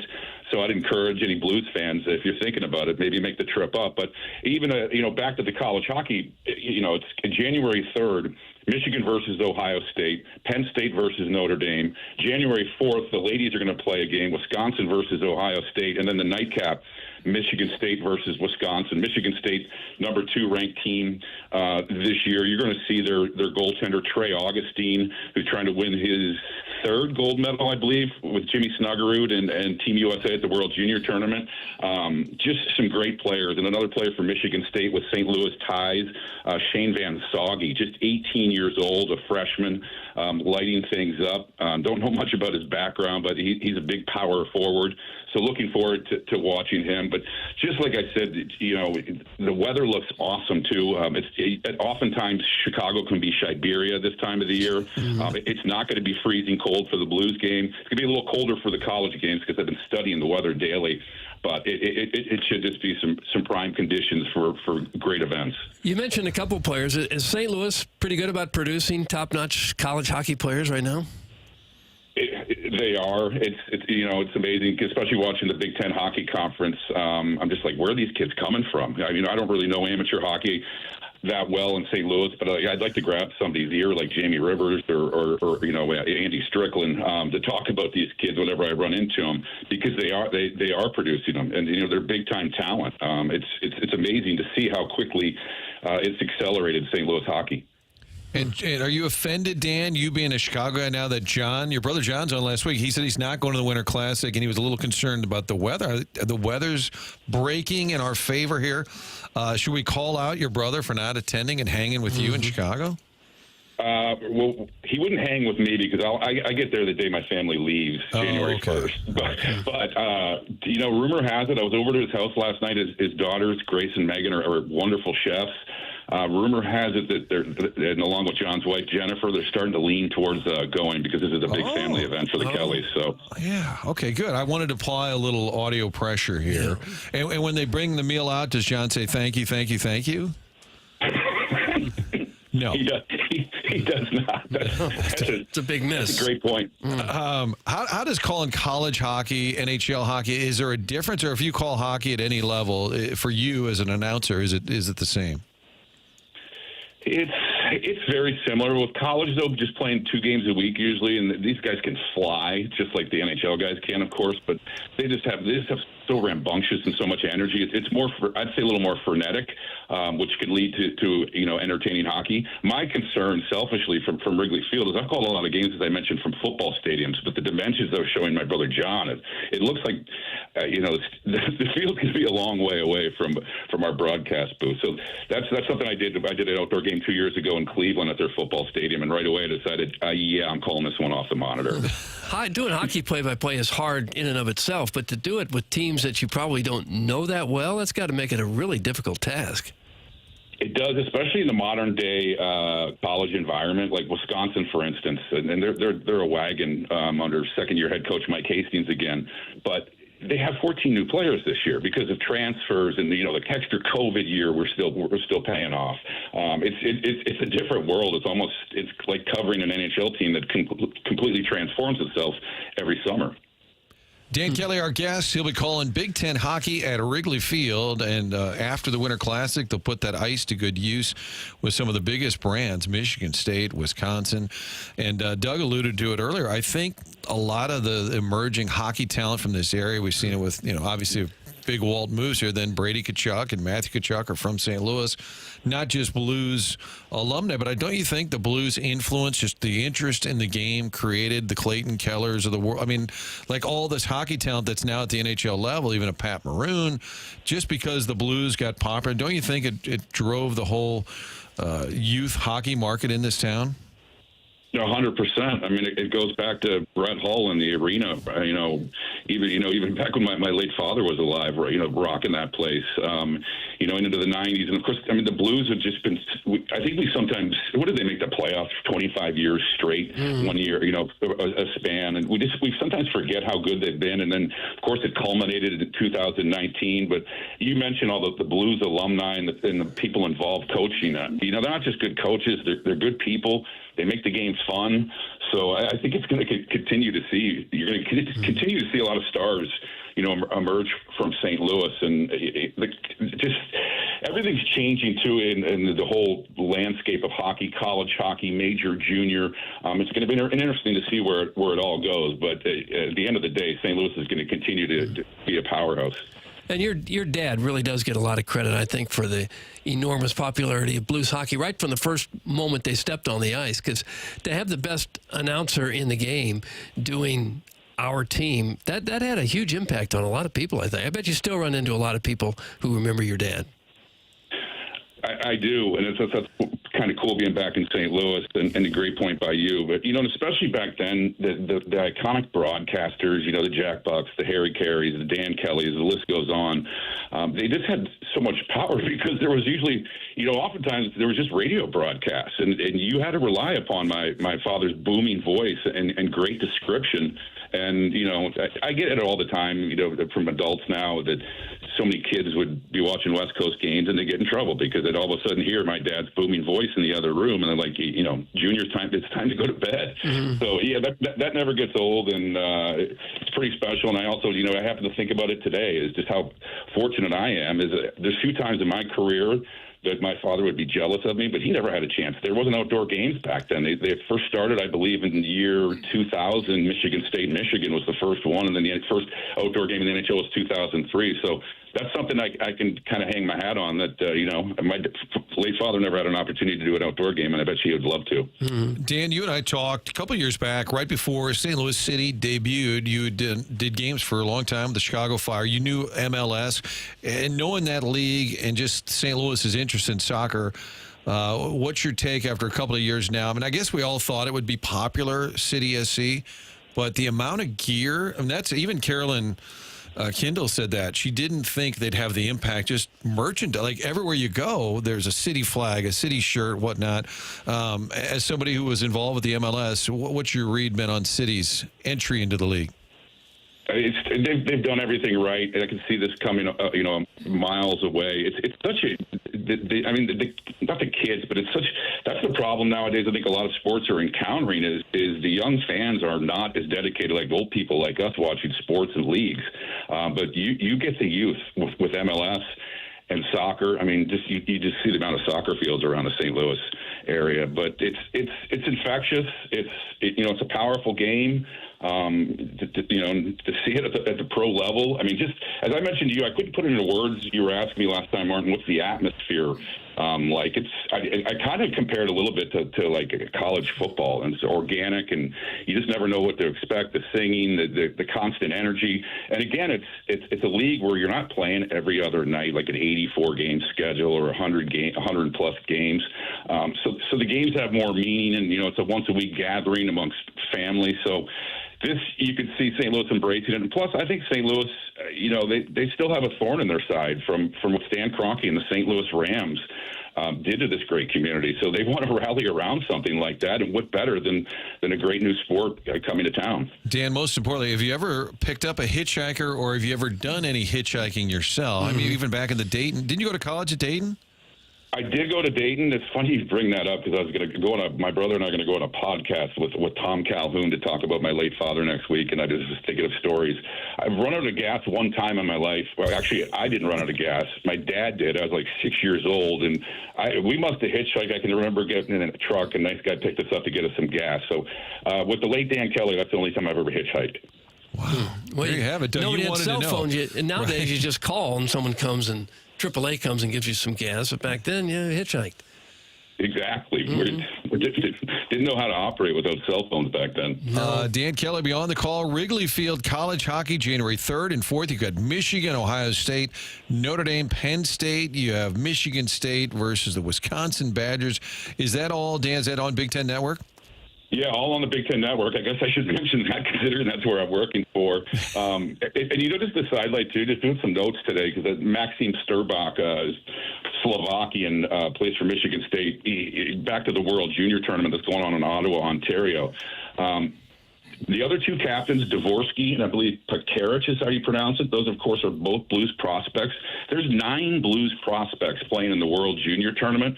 So not to tout other networks and other hockey, but if you're a Blues fan, too, I'd keep my eyes glued on this World Junior Tournament, because it's kind of a stepping stone to greatness, from Wayne Gretzky to Jonathan Toews to Jimmy Snuggerud from the University of Minnesota. But 9 prospects, that's unheard of, and it's a great tip of the cap to the St. Louis Blues. Dan, thanks for hopping on, checking in with the show. Have fun at Wrigley, and the update as well on John Kelly being pressured to going to the Classic at Wrigley Field. That's an update. I think he needs to be there. That's a follow-up from our visit with John. I guess that was earlier this week. Feels like last week. With the day off, it's so confusing. Dan, great to talk to you. Great to talk to you guys, and put that JK note in the dossier, please. JK note in the dossier. There you go. KG, you've been given us time as well. Dan Kelly checking in. He's with the Big Ten Network. A texter following up. Remember the comment that James Franklin, the former Mizzou quarterback, is going to West Virginia, and we said that can't be true. Mr. Big Cream screenshotted the tweet from James Franklin. 5 years is long enough. Time to lace him back up one more time. West Virginia, here I come. Take me home, country roads. Let's go. A 5-month journey out of a 5-year retirement to play football while also growing a business. Summer 2025. It does appear to be the Twitter account for James. I need to dig in a little deeper, Doug. I don't want to take it at face value just because it's in the text inbox. Do you take everything at surface level? Absolutely. I trust everything I read. Okay. Everything. Can you please ask Doug if we're still bumping uglies later today? That's from the 830 Recreator. I don't trust that. The 830 Recreator is texted into the show as well. That text line is the Air Comfort Service. Text line 399-9646. Collier and Thompson phone line. Talk to Dan Kelly on the phone line there. We also have the Clarkson time check. And the Design Air Heating and Cooling email of the day. I didn't hear at the end. Did Buck Swope come after Jackson because of the Miami of Ohio reference at the end of the program on Tuesday? You guys might have been out of time that day, too. I think we ran low, and I don't think we had a good batch of emails, so I think we just scrapped it and said, hell, we'll do it on Thursday. I can't wait for Kerber's return to talk to Jackson about saying Miami of Ohio is the worst college in America. You think that's gotten back to him yet? I think by now it's gotten. If he wasn't listening live, he was probably listening Probably live. was listening live. I'm looking at these tickets for the Winter Classic game. The cheapest that I see on Vivid Seats is $178. That's upper deck center field bleachers. And some of the ones that look like the best seats in the house, $525, what they're asking. Here, Doug, we'll go tarps off. Hitchhike to Chicago for the Winter Classic. Okay. Think of the content we could make topless hitchhiking to the Winter Classic. We'd freeze. Body heat, we can kind of rub up to keep warm. Oh. KG, what's black and blue and hate sex? The hitchhiker in my basement. Oh, gosh. Just awful. And keep them coming. 974. No, wait. The text line is 399-9646. The Morning After, presented by Brown and Croup. You know what? Before we go anywhere, we should hear from Tim again. We haven't heard from Tim in a while, and I think we're going to have him tell us a little bit about Schaefer Door. Okay. Okay, I'd like to hear it. You can always listen via the TMA STL app, which is presented to you by Schaefer Door Company and Jason Gosrow. That's Schaefer Door Company. This is the time of year. I bet a number of people in the audience have experienced this or will experience it over the next few days. When it's cold out, that's when garage door springs break, and that's what Schaefer Door Company fixes for you. I remember it happening to me, man, I don't know, 7, 8 years ago, and I walk in, I said to my wife, I go, I don't know who I'm supposed to call. Well, now you know. Here it is. It's Schaefer Door Company. It's SchaeferDoor.com. SCHAEFER door.com. Call or text 636-782-3608. That's going to get the quickest response time. It's Schaefer Door Company, which also services commercial doors as well. So if you run a business or warehouse with big, tall doors, Schaefer is experiencing these types of jobs. Go to SchaeferDoor.com or call or text 636-782-3608. Schaefer Door, a Clopay Master Authorized dealer. He almost lost it there at the end. He did. Poor Tim. Wow. You feel bad for him even though he's not here. I'm going to text him during the break, see if he's doing okay. Can you bring him something perhaps? Yeah, I'll swing by. Tim's been heard from Dan Kelly, JR, the whole crew, but we now have to have the chairman's board meeting, which is on the dossier. Smutting stuff. Smutting stuff apparently on. I've got onboarding, but I can hang for just a little longer before the chairman takes over. Whatever you can give us. All right, that's our slogan here on the Morning After.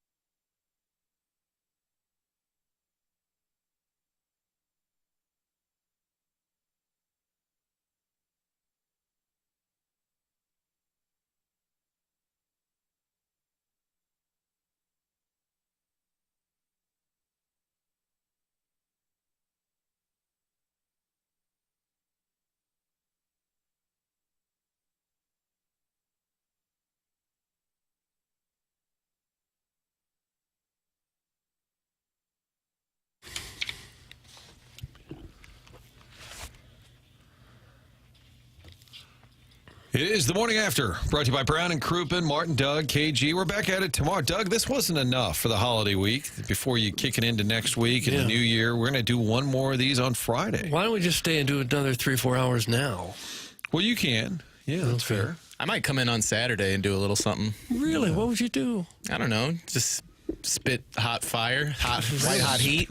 Hot fire. Are Saturdays wide open to anyone who wants to come in and I mean, I know how to do a little bit? I know how to do that pretty much everything now. So, So you could bum rush the station and take over. Yep, national programming, get it out of here. Oh, wow. It's time for the board meeting. Okay. I am trying to direct message James Franklin for him. He follows me on Twitter, therefore I can message him. But I see the last time I did, he didn't respond. So this may not go anywhere. But that is a real tweet from him about going back to West Virginia. Wow. I don't know how that... Is there eligibility, I guess? We're going to try and get to the bottom of this. Meantime... It used to be that once you started your college career, you had a 5-year clock that started. But obviously, those days are long gone. Yeah. He's only 33. I mean, I thought... We're going to get to the point... I'm just saying I thought he'd be older than that. I'm not saying that's young for a college quarterback. No. But we're going to get to the point where a lot of people in college football and basketball are 27 or 28 years old. I mean, what's the point of it anymore? Yeah, I don't know. I may see if I have any eligibility left. Got it second. Maybe go back to play some high school ball. I wonder. I always thought it would be a funny little video series to put somebody like me in some pads and just go have them knock it around with in high school or college. Either or. Funnier would be college. To watch me get destroyed, just get steamrolled. But yeah, and I was thinking about maybe putting in to be Truman for the upcoming football season. Oh. Seeing if I can take that from one of the students that was probably counting on doing it. It is the 10 o'clock hour, Doug, which is the chairman's hour. We're having a board meeting, apparently. What do you have in store? I screwed up and had that Stephen A. clip earlier. No, like I told you, Smuttin' Stuff is welcome at any time. So you got a little taste of Smuttin' Stuff board meeting earlier with the Stephen A. audio. So we'll do Sadie Hawkins. We could look at one of the newest dating trends called Scrooging. Now, what would that be? You'll find out if you choose that one. Or so we could just unhappy all the time? I'm not going to spoil it. Or we can go old school and go, Dear Deidre, a man is worried that a bizarre habit that he has will end up getting him fired from his job. Well, that sounds like it could be nasty. I'll go with Scrooging. Yes, I will too. Go Scrooging? Mm-hmm. All right. So this is, where's this one from? The New York Post. It's asking, have you ever been dumped before Christmas? Scrooging dating trend reveals sinister motive behind holiday splits. No. It's the most wonderful time of the year, especially if you're in love.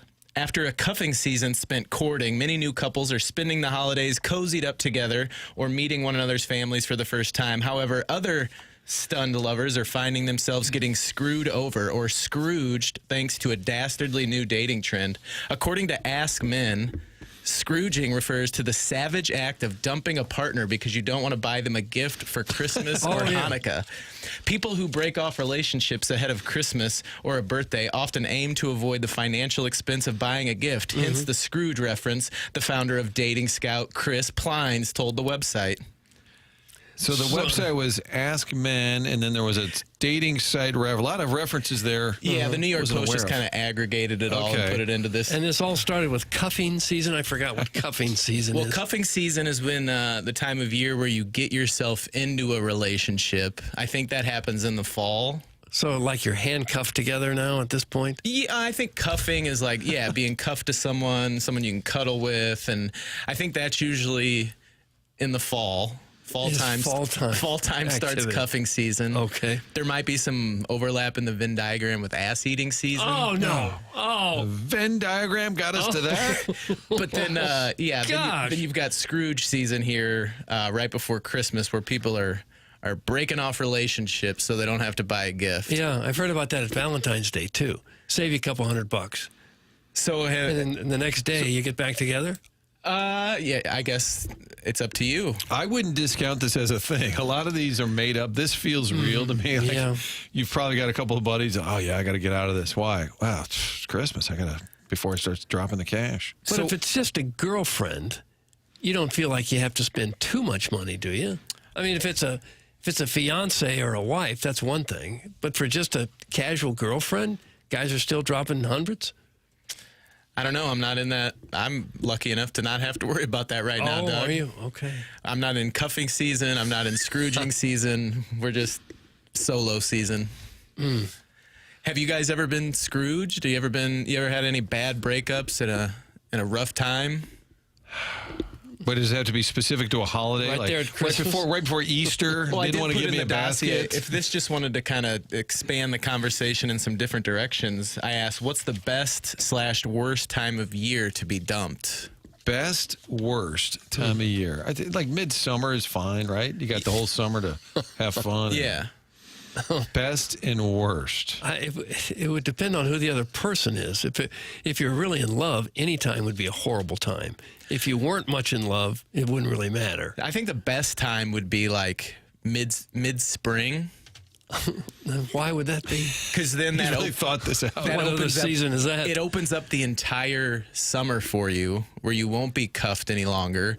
It gives you time to work on your body, to kind of get it ready for the shirts off, tarps off season. Oh, for heaven's sake. So for an sinking performance. Yeah. So if you're going to get dumped, I would hope it would happen mid-spring, give you time to really get ready for hot boy summer. Oh, so like late April, early May, that's when you really want to be dumped? Yeah, if it's got to happen. Okay. And the worst, probably right before the holidays. I mean, if you're not worried about the gift buying thing, I mean, it would kind of suck to kind of get blindsided, and then you show up to family get-togethers. Everybody's like, "Oh, where's Susie at?" Yeah, it's a long story. Yeah.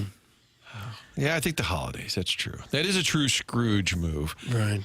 I would love to hear somebody call in or text in who did it for that reason. Before you guys were married folk, did you have a reputation as being a heartbreaker? Did you break any ladies' hearts back in the day? I wasn't a chronic dater at all. No, me neither.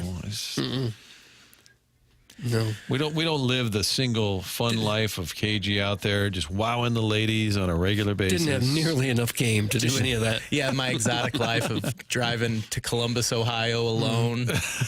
Did you hear about that, Doug? No. He went to the college playoff game the other night. You did? On Saturday. By yourself? Yeah, I woke up and decided about 10:30 I was going to check and see what the price of tickets were. And they were pretty reasonable. So I thought, you know what? I got no kids. I got nobody tying me down. F it. I'm just going to drive to Columbus. So How long did that take? Just a little touch over 6 hours. Oh, that's not too bad. So, yeah, drove to Columbus. Got there in time to walk 1.5 miles to the stadium. Got there just before kickoff. Because parking was no doubt a big issue. Yeah, public parking's tough. If you have passes, it looked a little easier. But just coming from out of town on a whim, I had to go to the public parking. But yeah, what'd you pay for the ticket? $66 after fees. Not bad. Not bad at all. Way up high, no doubt. Not too bad. Really? Corner end zone, great view. All right. But yeah, then left about the end of the third quarter. The game was kind of out of hand, so I got back on the road and pulled up to my South City house at 5:15 a.m. Oh gosh, aren't you worried about falling asleep on the drive back home? Now, what is that supposed to mean? Come on.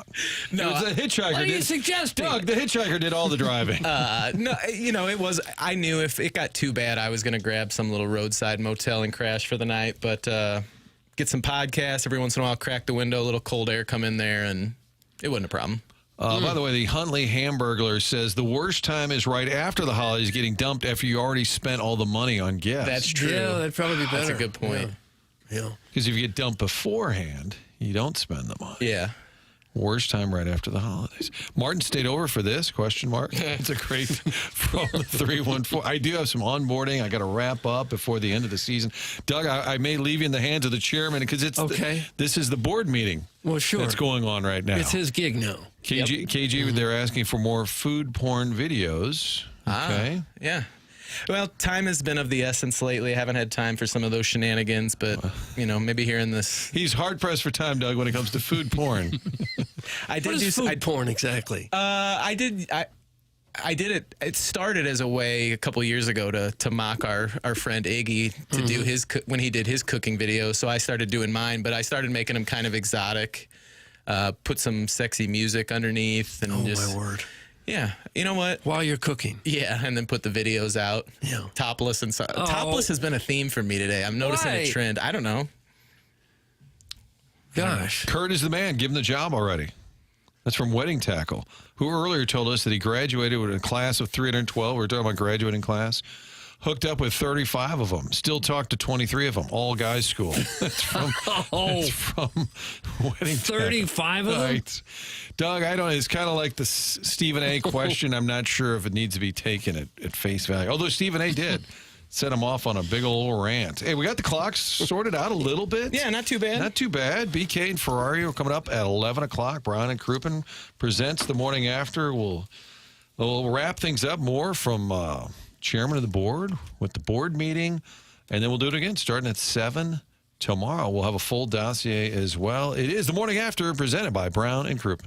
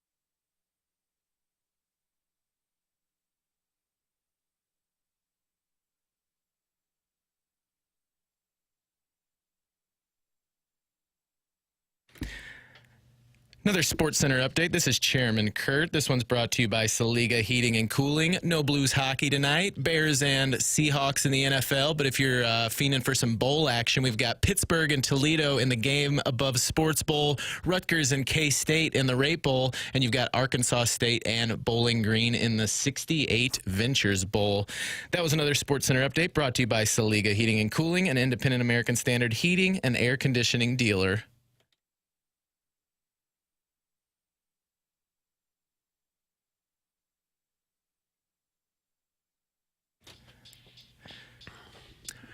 And then there were two, Doug.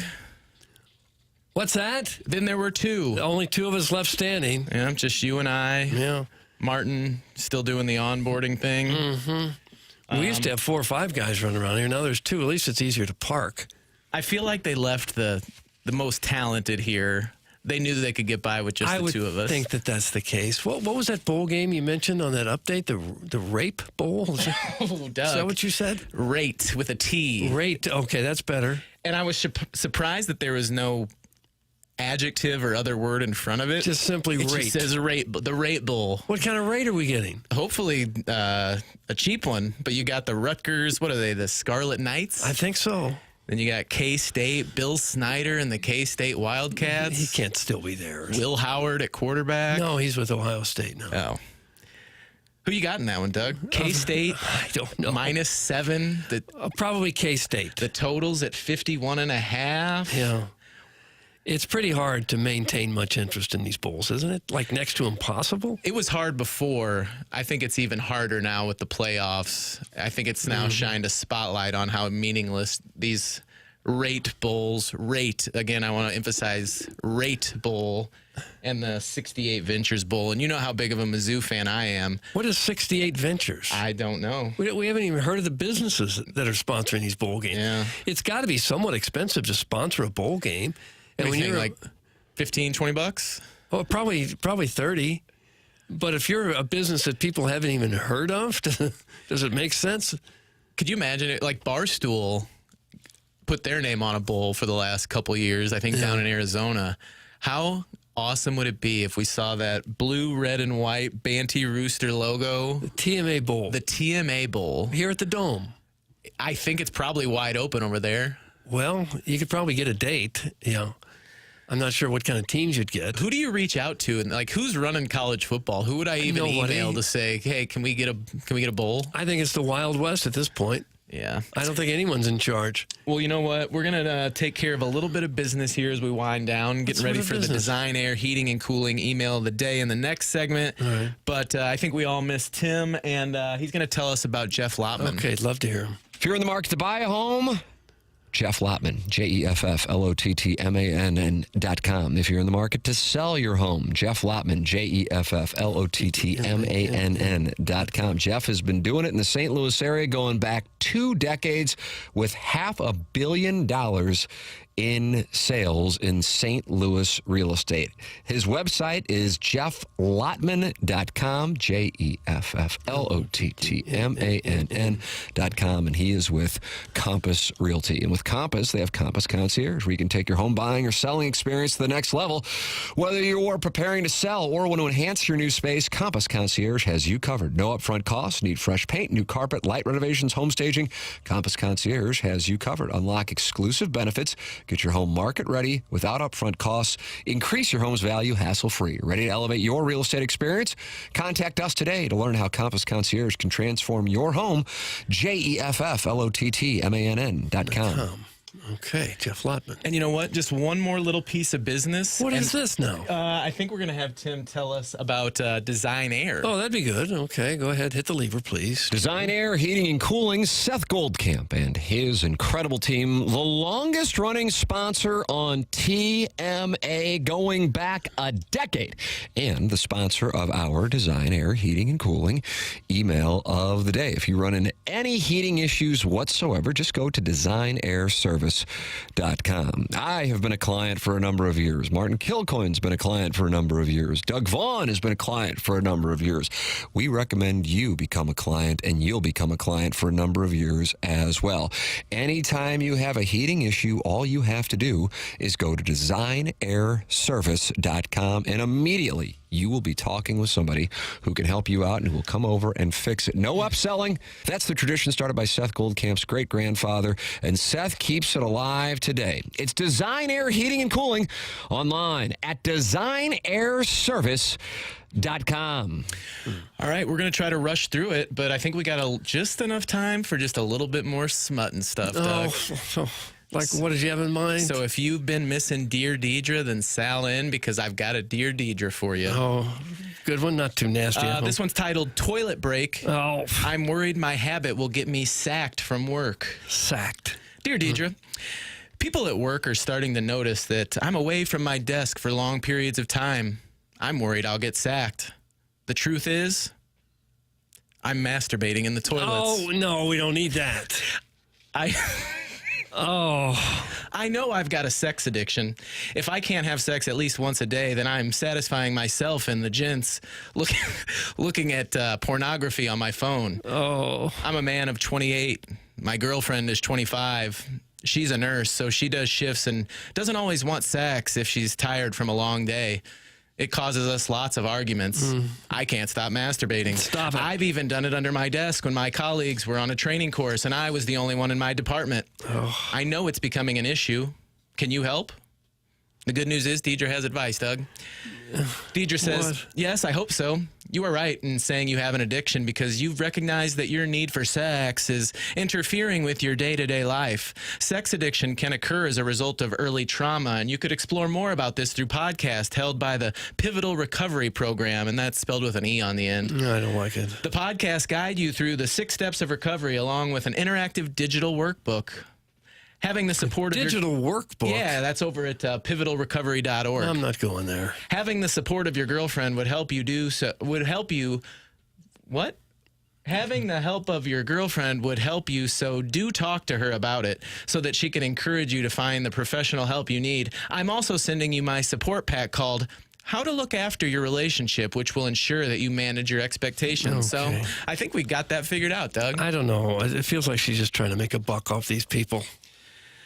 Well, if you've been missing Dear Deidre, I tried to sneak one in for you. Okay. So it's a rough one.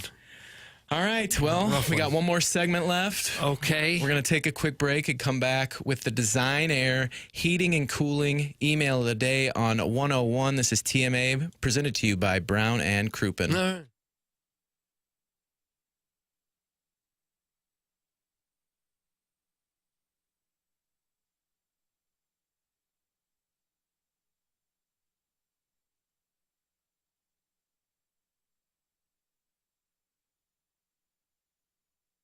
I'd like to talk with you about aesthetic design and build, and Dan and his team at Aesthetic Design and Build. They have a showroom in Chesterfield Valley, which I have visited, and they walk me through all the different types of custom work they are capable of doing, from a full-on custom deck, adding on a pergola, or even looking to shade your covered patio with retractable screens. Then they came to my house and showed me what they could do with our outdoor space. The best thing is they don't take this high-pressure sales route or come back weeks later with a gimmicky discount.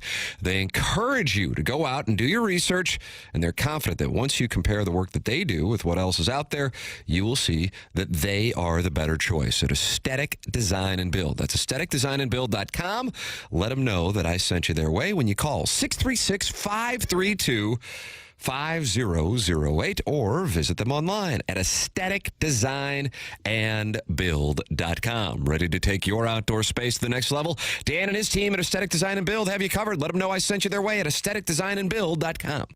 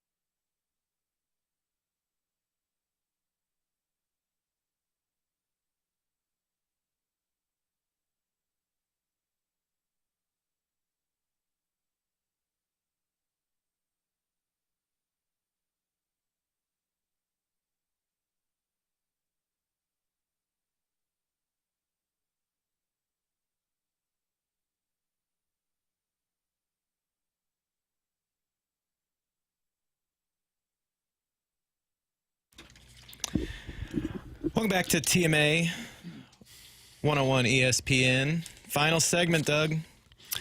Okay, this is the email segment. We made it. We got a lot of emails? Any emails? I got 4 of them in the filtered file. Okay.